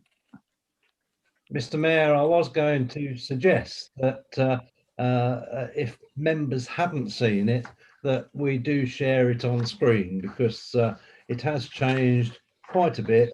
And if we can share it on screen, that would be most helpful. Tracy, I don't know if you can help us with that. Yes, we're just going to bring it up now, Councillor Larratt. Super. But Mr. Mayor, there are actually two documents. We need to be clear which one we're talking about. Yeah. We're talking about item 10. Yeah, but there's two documents associated with it. There's two appendixes. There's item 10 and item 11. 11 is about asset transfer, and 10 is about suggested budgets / precepts. They're listed the same on my agenda.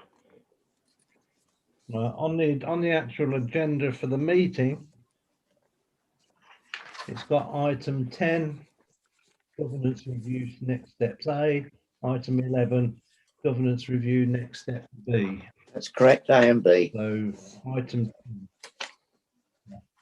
10 is now in front of everybody for those who haven't managed to see it following its reissue this afternoon. Since the last meeting of the council, the cross-party working group met on the 2nd and 9th of December, and we considered it only appropriate that we try and help the new councils by suggesting some possible budgets, precepts that they may or may not wish to adopt. So the report quite clearly makes the point that we are only suggesting to the new councils that are all now established, having all met, that they consider the suggestions that we are looking at with regard to when setting their budget. So that's the essence of the report.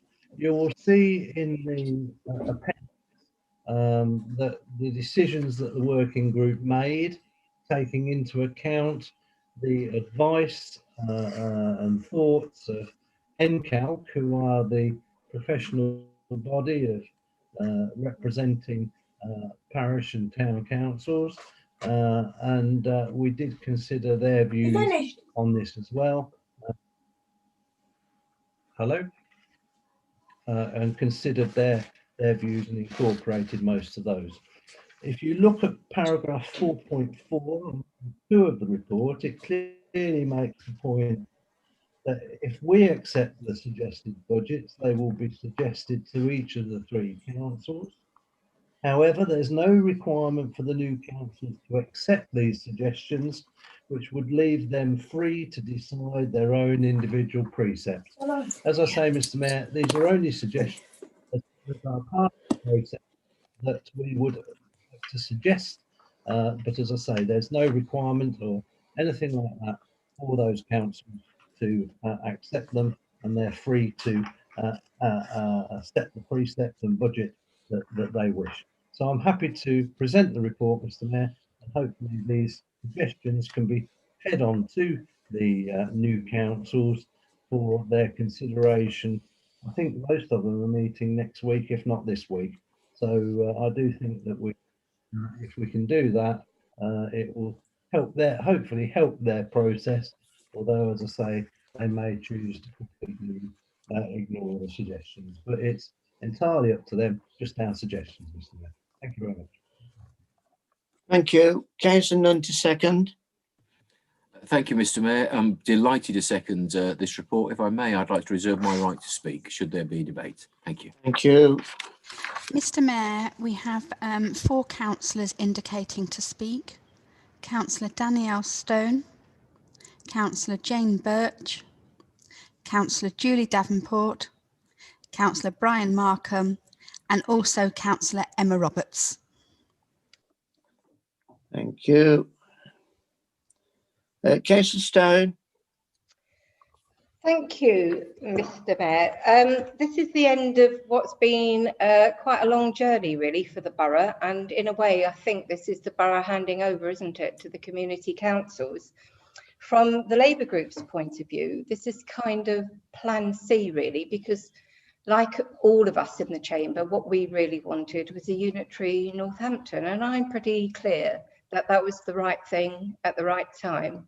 And we got overtaken by events, didn't we? And then for Labour, the second good idea, the second plan would have been to have a town council on the same footprint as the borough council. And of course, that hasn't come to fruition either. So we are looking at plan C.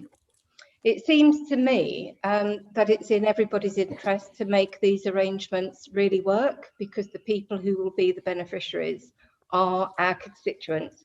And I gave you a little flavour of what that might mean to my constituents in Castle. But when you look at the footprint, say, for example, of the town council, we have got a huge amount of hidden need there, a huge amount of child poverty there. We will need, as a town council, to really step up to that challenge, it seems to me. And the same is true in the new parish councils as well. St David's is a good case in point, and there are areas in Farcott and Delapre as well. It is my fervent hope that these councils will find a way of engaging with the West Northants Unitary in a way that is of a benefit to both, because I cannot for the life of me see how the West Northants Unitary is going to on its own deliver even its statutory obligations. It is going to need very local delivery vehicles, they're called, and that'll be the community council. So I think it's going to be a challenge because we're living in very challenging times, but I'm hoping that because the community councils work so close to the ground, that have got such intimate knowledge of their communities, that they are going to be able to be that interface between the communities and the new unitary authority, to be able to work with the voluntary sector and to go that extra mile to provide for the most vulnerable in non-statutory services in our town. Thank you. Thank you, Councillor. Councillor Birch. Thank you, Mr. Mayor. I'd just like to follow on from everything that Councillor Stone has said. And I've been involved with the cross-party working group. I've been to all the briefing sessions given by the parish councils and the at the Guildhall as well. And one of the things that I have heard from people that I've spoken to, and I have to say that I have been converted to this local government structure. The important thing is that the money that's collected from the residents is spent in their streets, in their parks, in their community centres, in their area, and they have a say over what it is that that money is spent on. So they have an actual say in a far more realistic way, a far more hands-on way as to what happens to the area that they live in. As you move to unitary, we become a part of a much, much bigger organisation. We become part of an organisation that perhaps will not understand the pressures that we have in our urban environment. And these have been spoken about already this evening. The other parts of the unitary that make up this unitary, the South Northants areas and the Daventry district areas, are very, very different. We don't have the same demographic, we don't have the same industry, we don't have the same business, we don't have the same green spaces. We live in a very different sort of environment. We live in a very different town. And I strongly believe that these community councils, these parishes, the town, will be there for the people that we represent. And I think we're doing a disservice if we don't do our best for them. Now, as it's been said, this is a first step. This is the opening of the doors to these further discussions that will be taken up by the people that actually directly represent the communities that they serve. And it's up to the residents and their representatives to now move forward and decide on the services, decide on the offer that these parishes and community council and town council are going to be organising.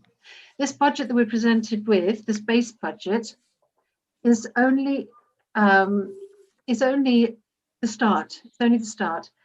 The base budget is there to make sure that these organisations, these newly formed councils, are safe and legal, that they have the officers that are needed, they have the expertise at their fingertips with subscriptions and memberships of professional organisations, and they have the wherewithal to run the parish or the council.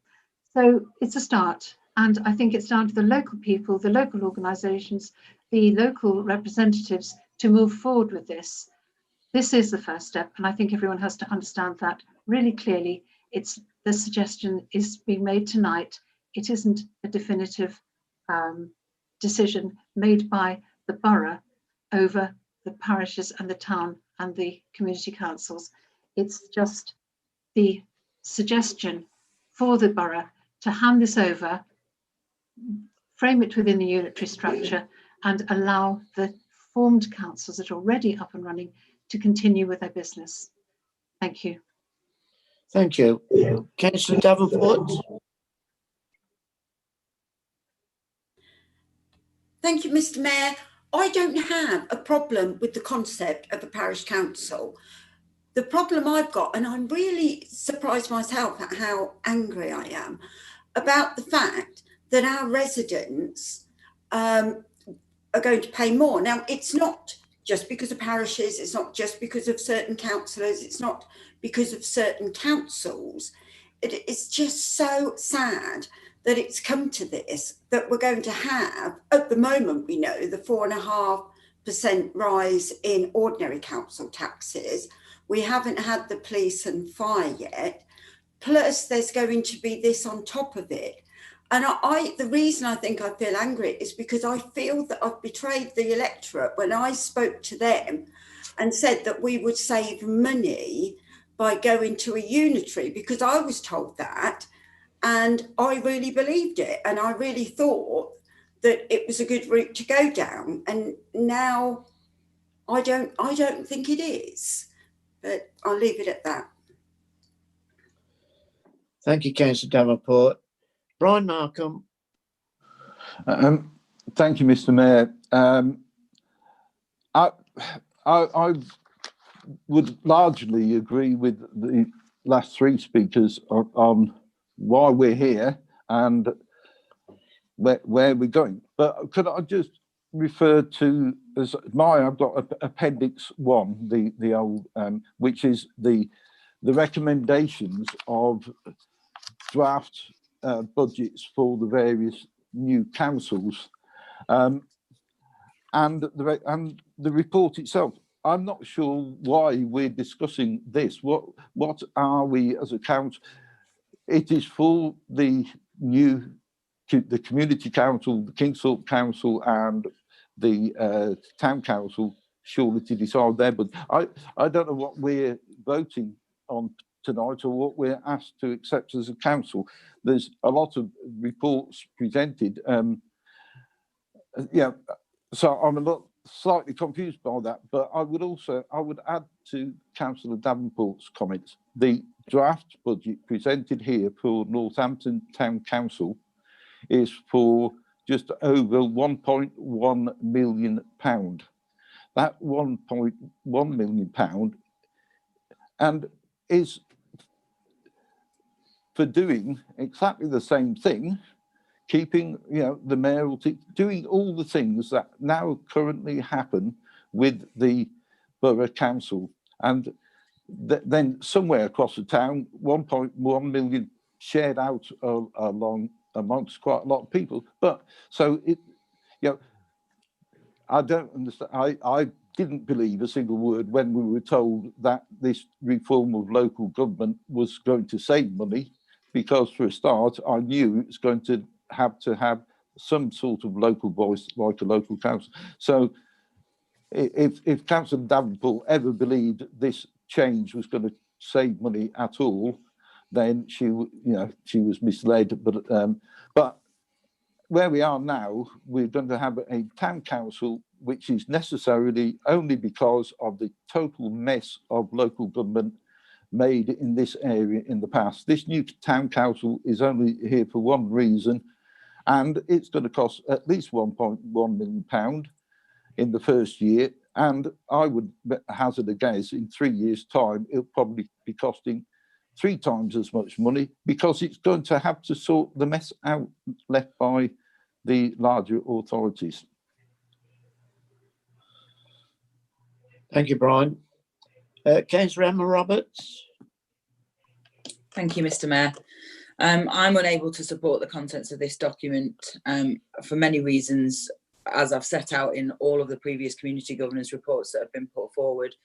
There are so many holes and missing pieces of information in respect of the recommendations that are being made. I fully accept that this is a recommendation to the new councils, and they will then go on to set their own information. But if the information provided in the report gives inaccurate figures or numbers, which I've had confirmation previously that it did, certainly for the Farcott and Delabry Community Council, then I feel unable to support the report. I feel like people have been let down by this whole review. They've been let down by all of the information they've been provided in these community governance reports. And there's been so many gaps and missing pieces of information to enable them to consider setting a budget.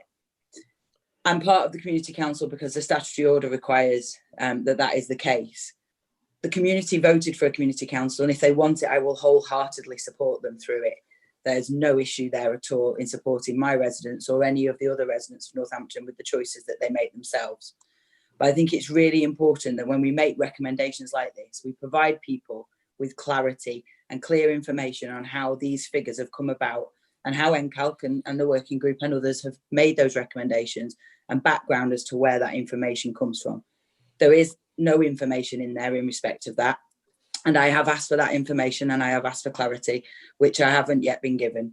At the Community Council meeting, we requested that further clarity to allow us to have our second meeting to consider those budgets. And at that meeting, I'll consider this further, but I'm unable to support the recommendations tonight. Councillor Larratt, right to reply. Mr Mayor, there's two further speakers, Councillor Gareth Eales and Councillor Terry Eales. Righto. Gareth Eales.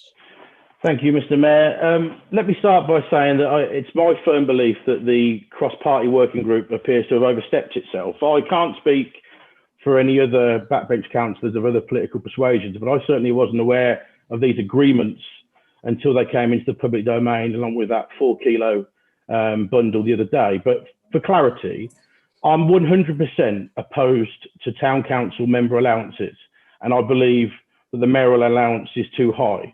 Considering that the mayoralty is going to be a shadow of what it is at the moment in your good office, Mr Mayor, I don't think to give it parity with the borough's allowance is correct. But at a time when people are struggling, to reward ourselves looks like grotesque self-interest. And I also can't reconcile myself with the council tax rises proposed, either by the community councils or at the unitary. We're looking at least over £100 per household extra on our council tax. And it's going to get worse. We just heard from Councillor Markham, his prediction is going to be probably 3 times as much. And I don't understand how some people are so comfortable with that. The residents of this town are going to get practically diddly for it. It's going to get worse. It'll probably get worse on the 27th of January. But the people of this town were absolutely misled, and the con is on. And I'm going to walk you down memory lane. We know how we got here. It was the bankruptcy of the county council, but thereafter, the government's own criteria for the local government reorganisation stipulated 2 things.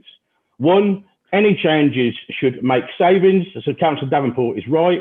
And 2, it must have demonstrable public support. Well, this is going to cost the people more, and not one person has ever voted for it. And incidentally, no one's voted for us. Not one of us has got an elected mandate to impose these things on the people of the town. The latest person to get elected was Councillor Roberts in a by-election. We do not have a mandate to do this, and nor will we on the 27th of January. So therefore, I won't be doing it. But please, let's stop saying that this town council will be a really strong voice for the people of Northampton. We had an opportunity to do that with a real fight for a unitary Northampton. Some simply followed their masters in Westminster while others went through the motions, but both types betrayed the people of this town. And once the unitary was imposed, if we were all serious about salvaging a strong voice for Northampton, we could have collectively sought to incorporate all of the existing parishes into a true Northampton Town Council based on the existing borough boundary. That would have also sustained the importance of a mayoralty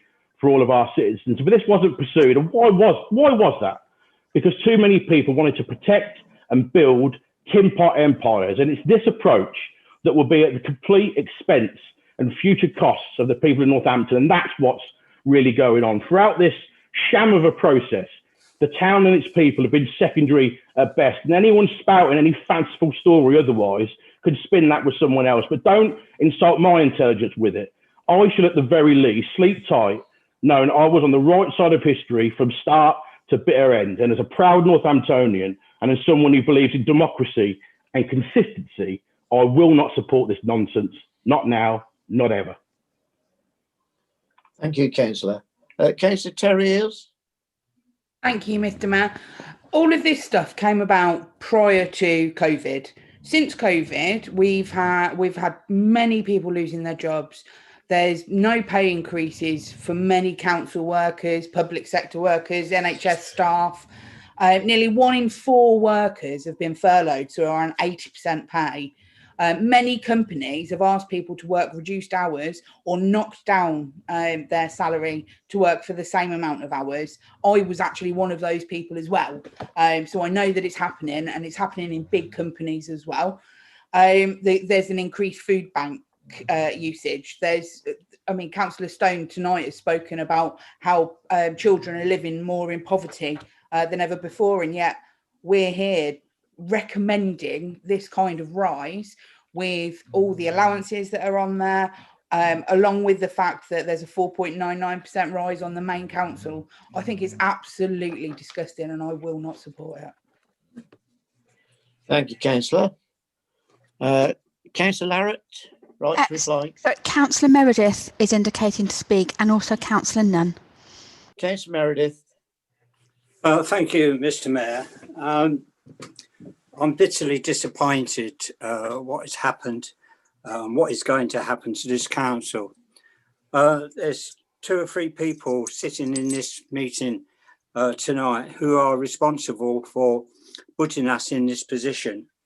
The county council, which I'm a member of, which I'm in the minor opposition, we tried to tell them because they took the council to be bankrupt, the Conservatives took the council to be bankrupt.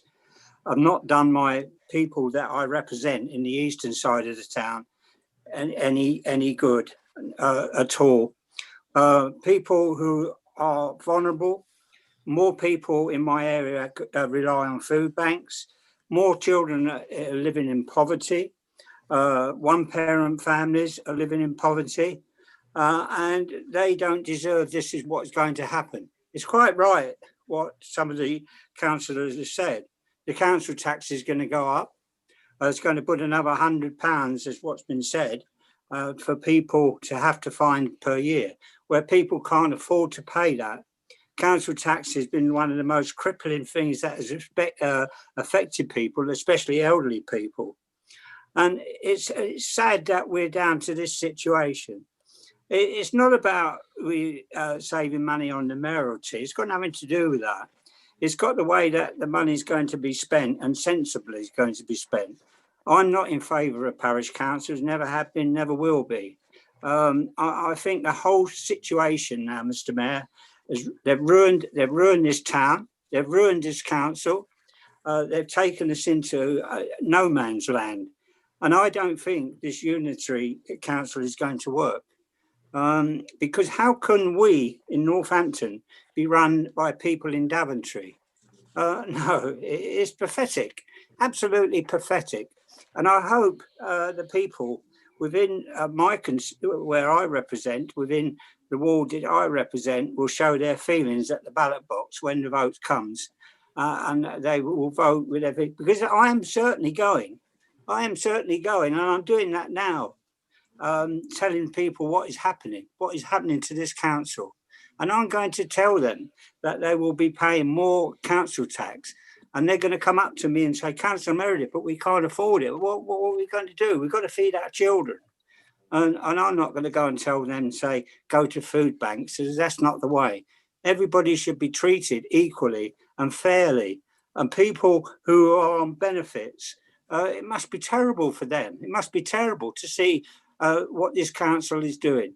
So Councillor Golby and his colleagues who are on the county council, it's your responsibility. Say so. You done it. You put us into this awful mess. And some of the councillors here are saying they're trying to get us out of the mess. But I don't think you're going to. I don't think it's going to happen. So I'm not going to support it. I'm going to vote against it. Thank you, Mr. Mayor. Thank you. Councillor Nunn, a seconder. Yes, thank you, Mr. Mayor. Just to exercise my right to comment on a few of the things that have chipped up, but by no means all. I mean, there are no queues elsewhere in parishes to see them disbanded. People who live in parishes seem to like the parishes. They find it an accessible level of local government because one of their neighbours is probably a councillor or they stand to be one themselves. So it gives far more direct control down to, if you like, the people than any other level of local government. Now, if we're talking about the really low income people for whom we all have a concern, obviously we're talking here about Band D figures, anything you see in these reports. Band A, B and C are obviously significantly less. If you are a recipient of CTRS and if you're in the West, you're far more likely, there are so many more people in receipt of CTRS in Northampton than in the rest of the West. You will see an enhancement to that as it harmonises to come in line with the other areas, as a consequence to which your improvement to CTRS will more than swallow in a lower band, an ABC, more than swallow the additional burden that's being put on you. But without this, we come again to the haves and the have-nots. Now, many people have spoken, may not be familiar with parishes. They may or may not have taken up the offer that I've made to many to go and see parishes and what they do, but people like them and they deliver extra for people.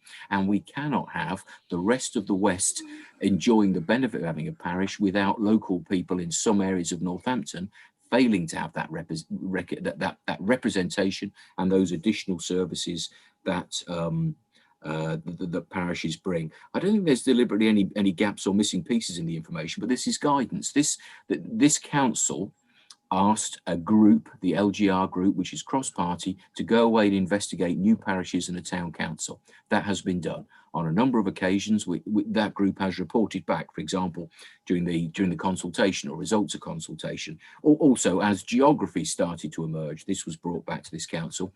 This, if you like, is the final part in the birth of these new councils. From this week, they become adults in their own right, if you like, and the reason for that is because we are trying to evidence that we have got to the point of councils that are now active and are now viable. This is how their budgets might work. But let's be absolutely clear, it is those councils that set their budget. It's not for this council to do it any more than we have ever set the budget for Wootton Parish Council, Billing Parish Council or Duston Parish Council. We have not. It is absolutely their decision, knowing what the needs of their local residents are, knowing what the burden on their local residents are. And that is a discussion. I believe our town council is meeting its executive tomorrow, and then in a week or so, the full council is meeting to consider both the burden that they do or don't want to place on local people, but indeed the services they want to deliver. And that is wholly their decision. And I wish them well in creating something that is both not an onerous burden, but at the same time delivers some really positive services. And I sense in the people I know are part of that council a real ambition to do that. The councillor allowances, I think, came about, and by the way, I'm going to agree with this, but it actually came about as initially a Labour Party idea, and I support it because it's about childcare allowances. It's about childcare allowances that says we should not exclude single parents and others from becoming councillor. There's nothing elitist about being a councillor, and if that requires somebody to have childcare, we should support it. But let's just be absolutely clear, there's not tens of thousands of pounds worth being sent out to people who are just going to rock up and do a meeting once a month. That's absolutely the purpose of those council allowances, as I understand it. But yet again, I am not a member of that council. That council will make its own decision as to whether it's childcare or whether it's massive allowances. I think I know which way they're going to go, by the way, and I think it might be about childcare, and it certainly won't be about massive allowances. This, I believe, is a good thing for our area, and I wish these new councils every success in setting the right budget to be able to deliver in a cost-effective way. Thank you, Mr. Mayor. Thank you, Councillor. Councillor Larratt, as a mover, right to reply. Thank you, Mr. Mayor, and can I thank everybody for their contribution, and particularly Councillor Nunn, who's summed up quite a lot of the points that I was going to make. Mr. Mayor, none of us wanted the unitary situation that we've ended up with. You know, we all wanted a unitary Northampton. That didn't come about, so we've got to make the best of what we've got.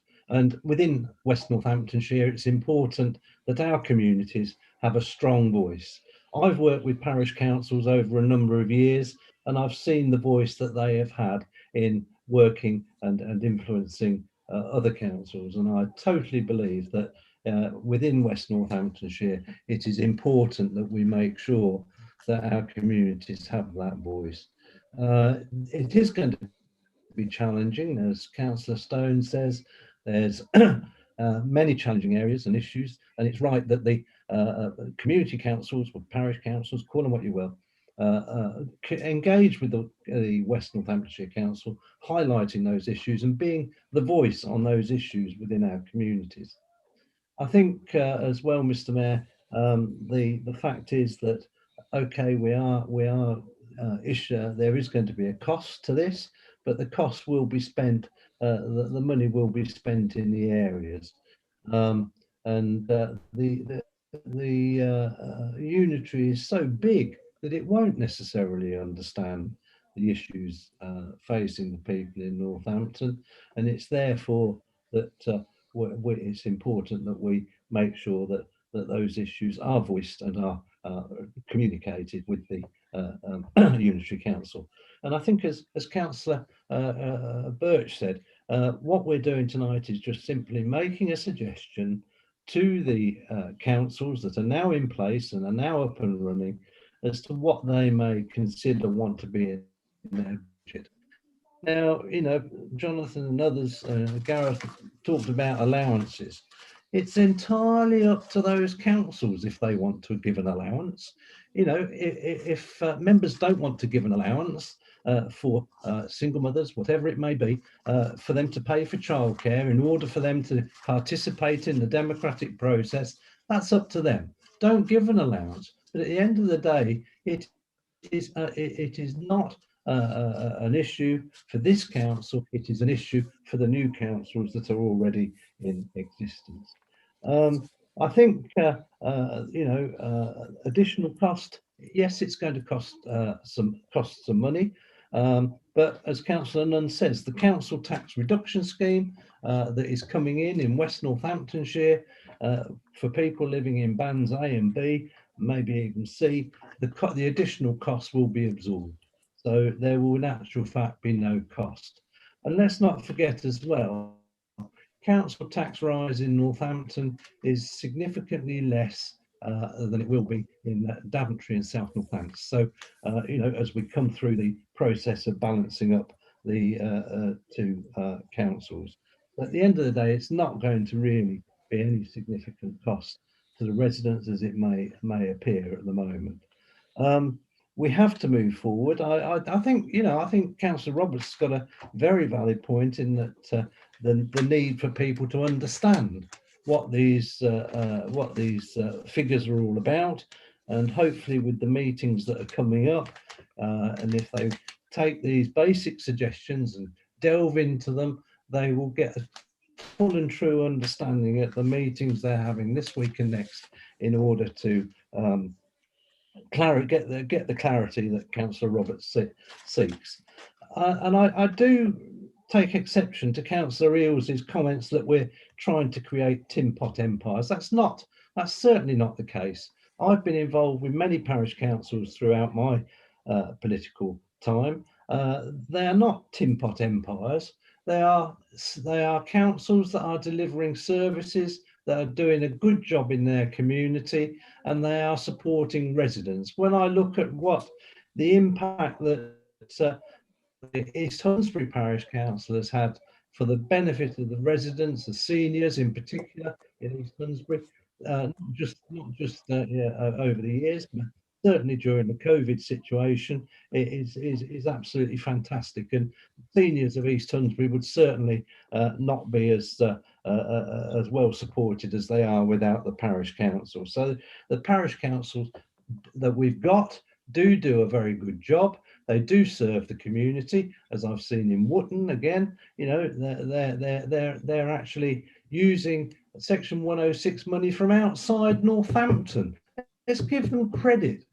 Wootton Parish Council secured Section 106 money off South Northants to extend their community centre to incorporate the library that everybody wanted retained. So parish councils are doing an excellent job in supporting the people with their community, the members of their community. They're certainly not tin pot empires, as Councillor Eales has said. Mr. Mayor, I do believe in town and parish councils. you know, we are in this situation, unfortunate situation of unitary. I think it's only fair that now that we've established these councils, and we have established them, and there is an order establishing them, and they do exist, they have to set a precept for their first year. You know, we're even appointing staff to these councils as we speak. So, you know, I think it's important that they have a budget and set a budget. And all we're doing with this report, Mr. Mayor, is making the suggestions that they may want to take into account in setting that budget and agreeing their precept. So, you know, please can I ask members to support the recommendation in the report in order that these suggestions can go to the meetings of the parish council, town council, and be considered as part of their process. Throw them out if they wish, you know, do what they like. But I just think that we owe them, or there's a duty of responsibility on us in establishing the councils to be as helpful as we possibly can. And I'd like to thank, in doing so, Mr. Mayor, I'd like to thank NCALC for all the support and effort that they've put into the process in coming up with these suggestions. So, Mr. Mayor, I'm pleased to move the recommendation in section 3 of the report. That's paragraph 3.1. Thank you, Mr. Mayor. Thank you, Councillor. Tracy, this will have to be put to the vote. Do you want a poll or a recorded vote? I think a recorded vote.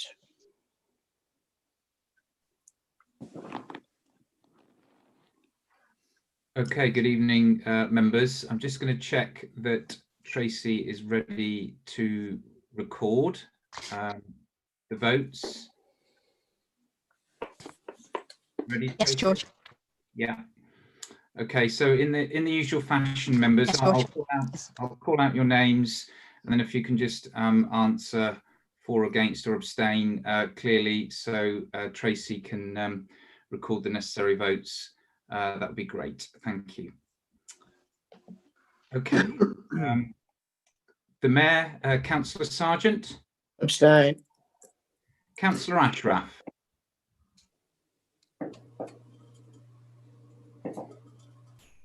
Councillor Ashraf.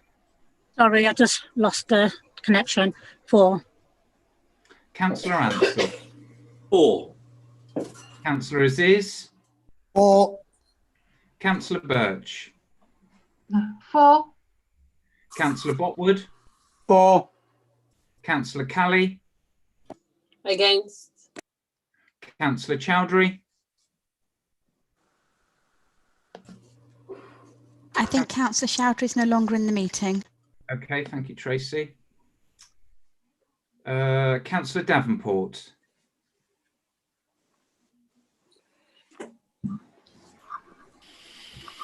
Councillor Davenport. She's on mute. Oh, I did unmute it in the oh, right. No idea until I see the proper figures. Abstain. Thank you. Councillor Duffy. 4. Councillor Gareth Eels. Against. Councillor Terry Eels. Against. Councillor Eldred. 4. Councillor Favell. 4. Councillor Golby. 4. Councillor Greystone.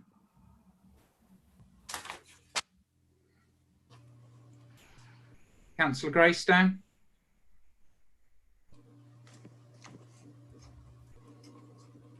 We can't hear you, Councillor Greystone.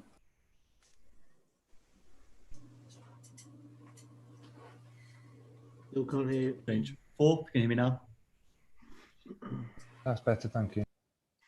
Was that captured, Tracy? Yes. Yes, we got it as 4, George. Thank you. Councillor Hadland. 4. Councillor Hallam. 4. Councillor Hack. 4. Councillor Hibbert. 4. Councillor Hill. 4. Councillor Joyce. Against. Councillor Kilbride. 4. Councillor King. 4. Councillor Lane. 4. Councillor Larratt. 4. Councillor Malpass. 4. Councillor Brian Markham. Abstain. Councillor Marriott. 4. Councillor McCutcheon. Councillor McCutcheon isn't in the meeting. He's absent. Okay, thank you. Councillor Meredith. Against. Councillor Nunn. 4. Councillor Oldham. 4. Councillor Parekh. 4. Councillor Patel. 4. Councillor Russell. Abstain. Councillor Roberts. Against. Councillor Shaw. 4. Councillor Smith. 4. Councillor Stone. 4. Councillor Walker. 4.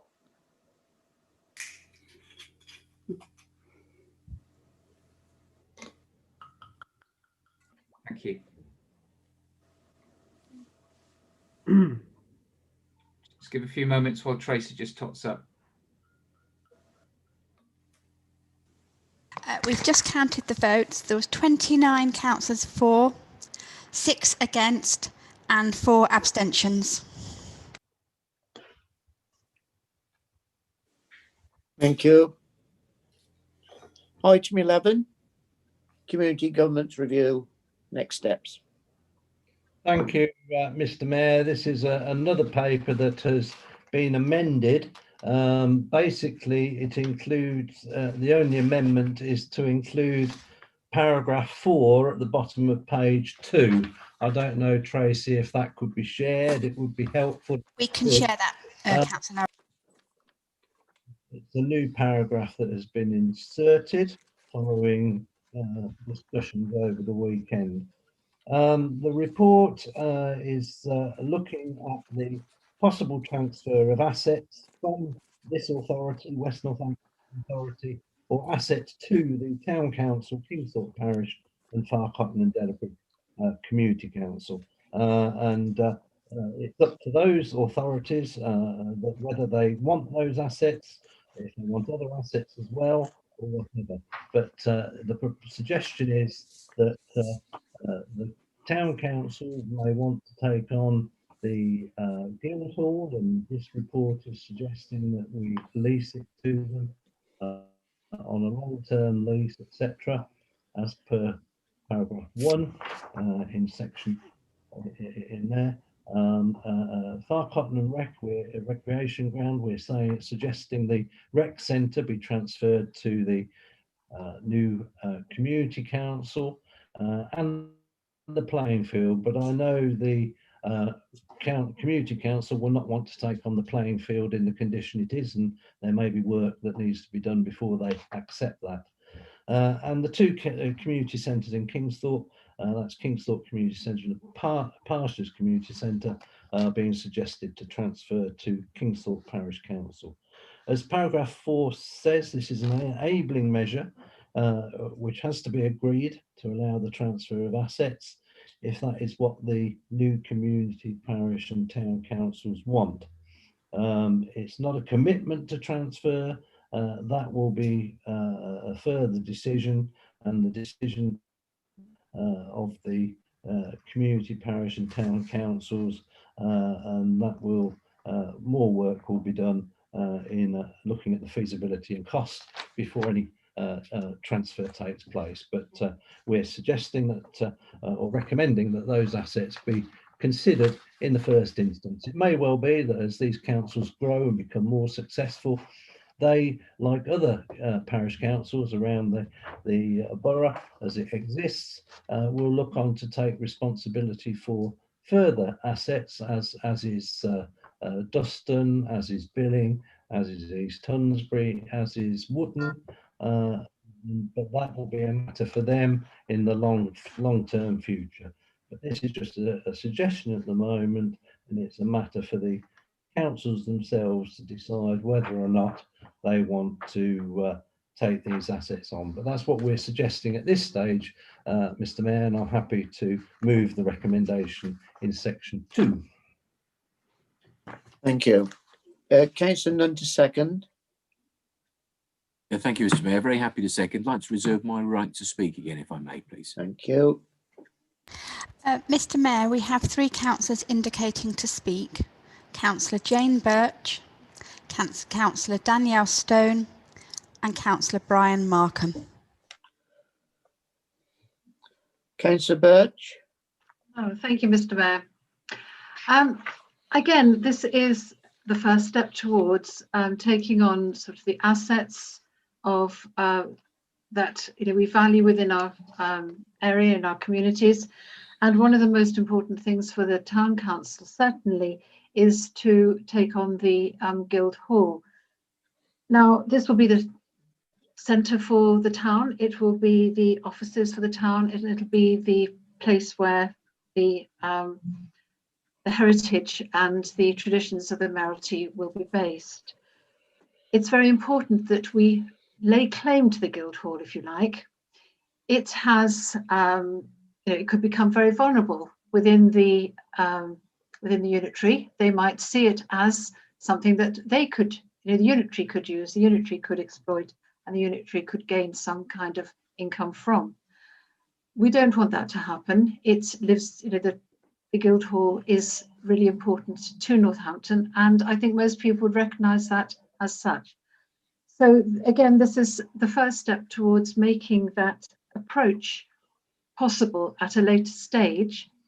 There's a lot of negotiation to be done around asset transfers, about condition surveys, about the running costs of these buildings, and these are all up for consideration at later stage as we move forward with the formation of the precepts and the costs for the councils. But I would just say that if we don't do this, we don't put this into some kind of process for tonight, it makes the prospect of doing these negotiations and these transfers much more difficult at a later stage. It's just opening a door to a conversation at a later stage. And I think certainly with the town council, we owe it to the residents of Northampton that the Guildhall is protected from any developments that might be suggested by the unitary authority in the future. Thank you. Thank you. Councillor Stone. Thank you, Mr. Mayor. I think, like nearly everybody in this room, on the 1st of April, I will be feeling really, really sad, and I'm quite sure that lots of people will have to go through some kind of feeling of bereavement, because we've lost something. We have lost the opportunity to be a self-governing town, and I regret that so much, I cannot tell you. My fear is that with the West Northants Authority, I'm not disrespecting people there, but how would they know what the most important parts of our town are, how much we treasure Delapre, Abington Park, the Guildhall?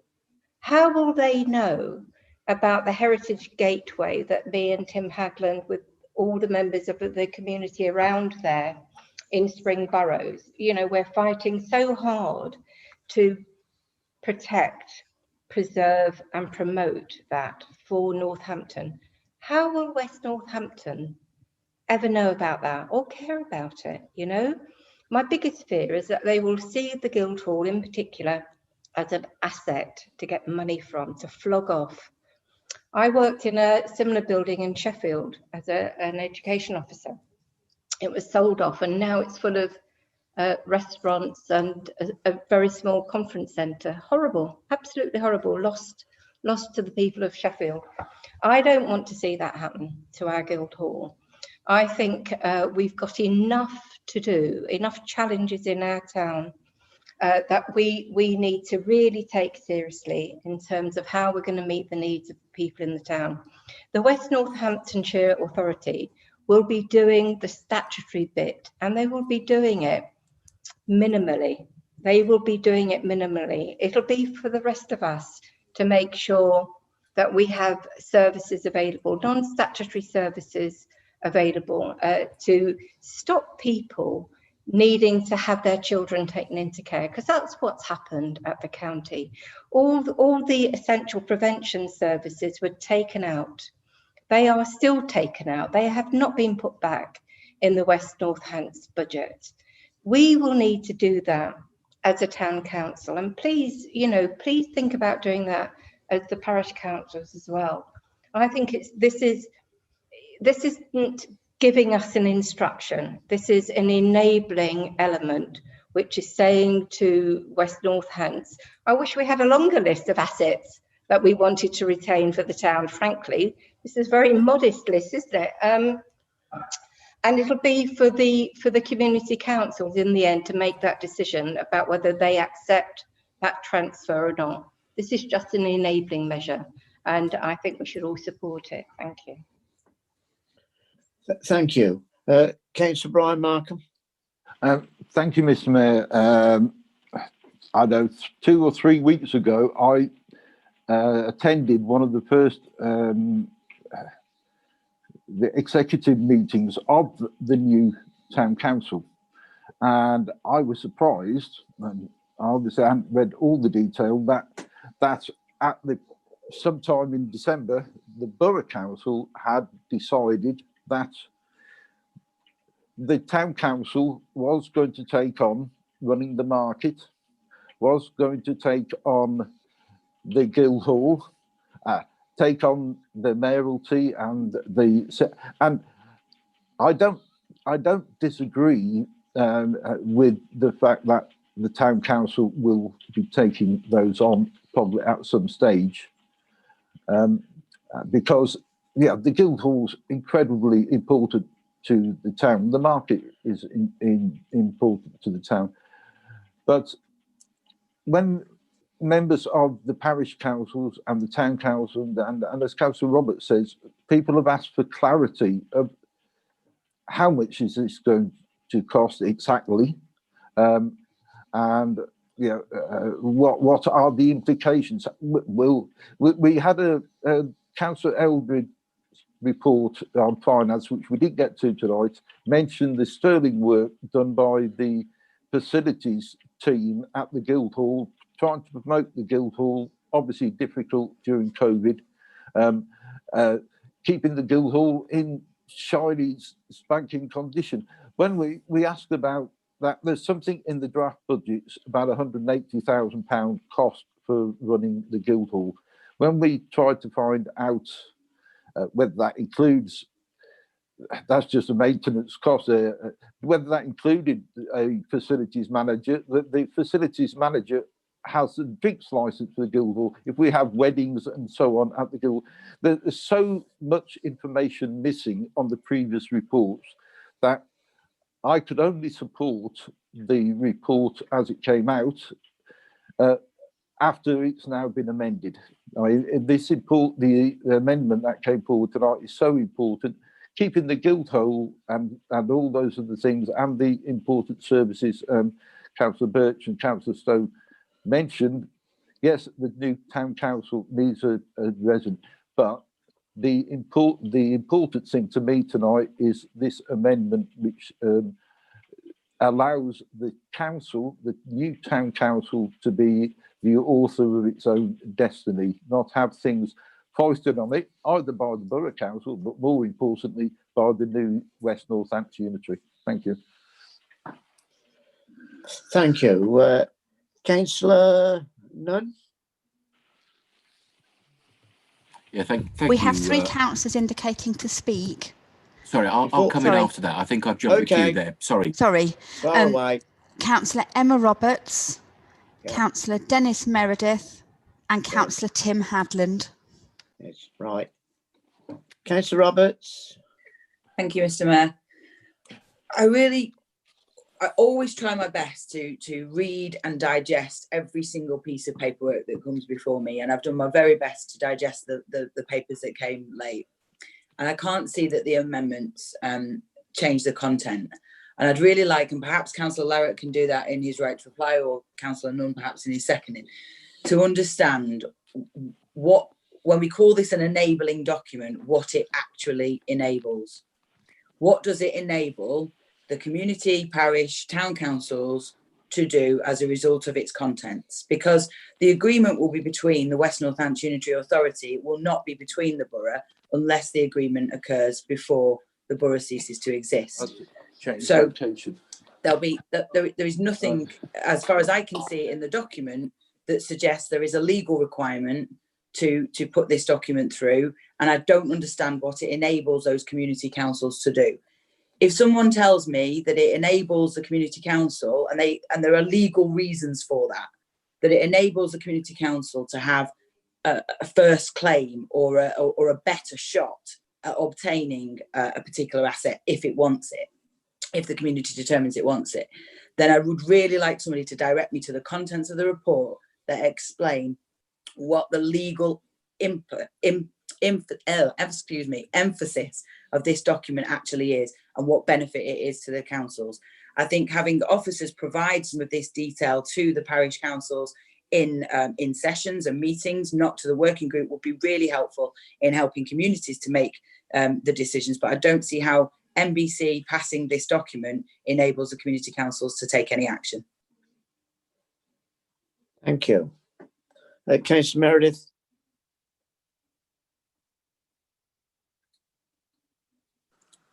Thank you, Mr. Mayor. I'm going to vote for this document because I'm all in favour about handing these assets over to the community councils and also to keeping the Guildhall. Some of you may remember what happens when we get what's going to happen when we get into the unitary. The Guildhall is not going to be safe, in my opinion. Because when they'll be desperate for money, they'll be looking ways of propping up their budgets. Now, why I'm saying that is because, as I said, you might remember that I was going to move into County Hall, and I stopped them. I stopped the Conservatives from selling the part of the County Hall, which had a lot of heritage, and I was desperate. I was definitely going to do that. So I'm worried that eventually the Unitary Council will look to ways of trying to make money, and that the Guildhall will be part of their thinking. So by handing it back to the Town Council, if I'm elected next May, I should do my very best to make sure that the Guildhall is kept as it is for the people of for the town centre and the people of Northampton. And I should be doing whatever I can in my power to stop the Unitary. I'm hoping to be a member of the Unitary, is to stop them from taking assets away from the town centre. Thank you, Mr. Mayor. Thank you, Councillor. Councillor Hadland. Thank you, Mayor. I hope you'll allow me a slight digression, but I think what Councillor Meredith has just said and what Councillor Stone just touched on about West Northamptonshire not valuing the heritage or influence of Northampton is a bit of a misnomer. I did a paper for my group last year called "Don't Panic, Mr. Mannering." Northampton borough councillors and representing borough wards will represent over half the new West Council. If you include the areas outside the borough, what we know of as the expansion areas or the sustainable urban extensions, those residents consider that they live in Northampton and they will look to Northampton and Northampton councillors. So once you take those into account, Northampton residents will represent anything up to 2/3, maybe 70% of West Northamptonshire, and their councillors will be able to represent them and make sure that Northampton really holds sway in West Northamptonshire. So don't think of it as two councils fighting in on us and taking us over. Let us look upon Northampton expanding to present the influence of Northampton in the wider area. So there is nothing to be scared of, I think, in West Northamptonshire trying to railroad Northampton if you step up to the mark after the 1st of April. Thank you, Councillor. Councillor Nunn? Yeah, thank you, Mr. Mayor. Just to pick up on a couple of the points that have been mentioned, the suggestion by Councillor Markham, I think, is misunderstood because it seems to suggest that in his absence, Northampton Borough Council have unilaterally made decisions that the Town Council will take the Guildhall and will take the market. I think really what this is quite the opposite to that. We are asked again to report back on one of the things that's been an important issue, which is the preservation within, if you like, the civic community of Northampton, the preservation of the Guildhall. One of the options there is for the Town Council to take it. It is important that the Borough Council now express in a formal way that their view that that option should be open to them. But we can't foist it on them in any way, shape or form, any more than we could in the previous item, foist their budgets onto them. I love the idea of them having the Guildhall. They will be fully aware of the costs of running quite an expensive old building of that sort. And it's a wonderful treasure in the town, but it is a fairly costly building to run. All those figures are completely at their disposal. And any of us, however passionate we might be for them to take it, would be fools if we tried to con them that it was going to be a cheap building to run. It won't. They might as well know it warts and all, the cost of replacing boilers when that's required and so on. But nevertheless, if they are able to do that, and perhaps return some income through the higher charges once the pandemic is over, that will help mitigate some of those costs. But I think that would be a wonderful thing. But the choice is theirs. To digress slightly on Councillor Markham's other point, which is about the market, I'm not sure what the pros and cons of that are. I do know that markets now currently cost money to run, and that may or may not be something that they seriously want to think about doing. Sudden change in habits on markets or traders could have a very significant impact. It's not for me to guide, that's a decision for them to take. But I would urge them not to suddenly take it as a territory grab, but to think very, very carefully whether the administration of something like a market and the cost of those would be viable. Coming back to what this report therefore enables, perhaps answering Councillor Roberts' point, from my point of view, it enables choice. So that is to say, this does not make it compulsory or foisted on them for the town council, or indeed the parish council, community councils, who are also referenced in this report with assets. It doesn't force anything on them. What it does is it gives them the option. The three people that need to be in favour of this are the borough. We're asking you this evening to confirm that you want that option to be extended to them.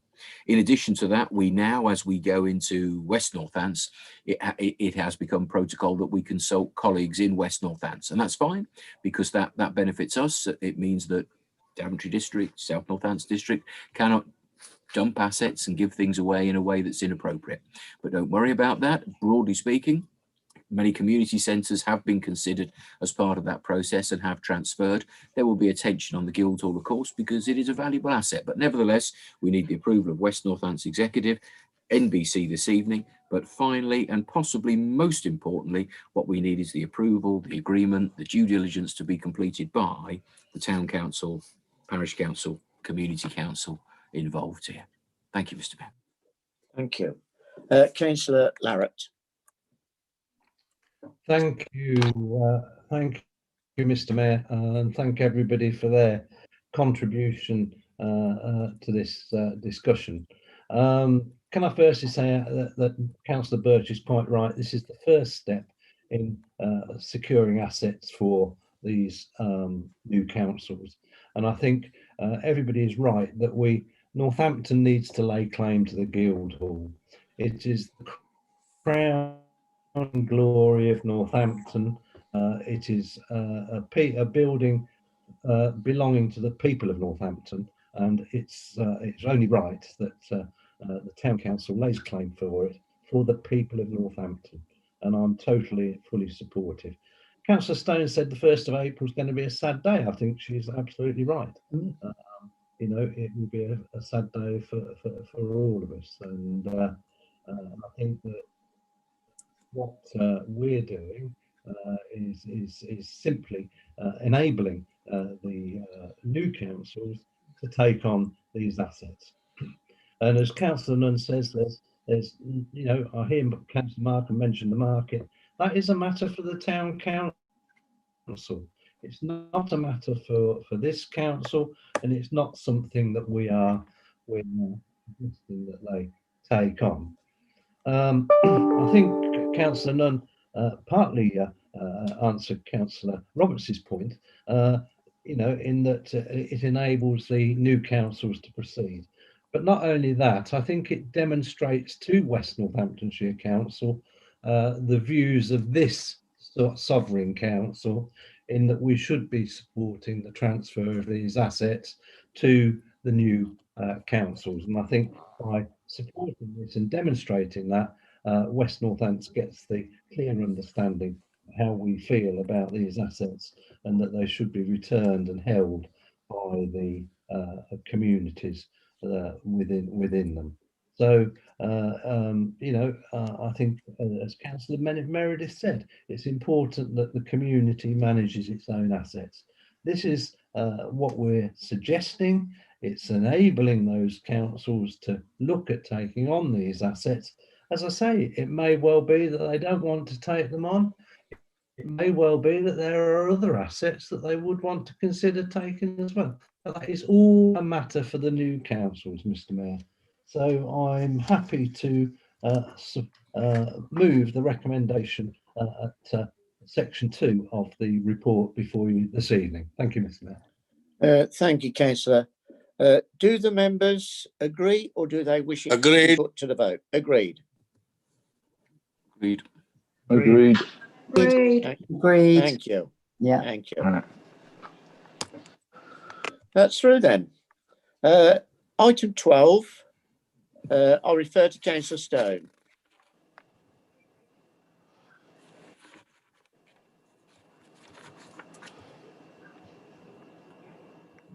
The motions have been withdrawn, Mr. Mayor.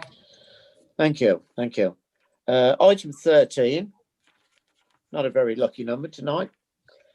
I'd like to express thanks to IT for their patience with members, especially including myself, and our standing Padre, who rose to the plate. Thank you, Councillor Meredith. And Madam Mayor-elect for standing to the plate. I thank you all. Thank you. I close the meeting. Thank you. Thank you, Mr. Mayor. Thank you. Thank you, Mr. Mayor. Thank you. Thank you. Thank you, Mr. Mayor. Thank you. Thank you. Mayor.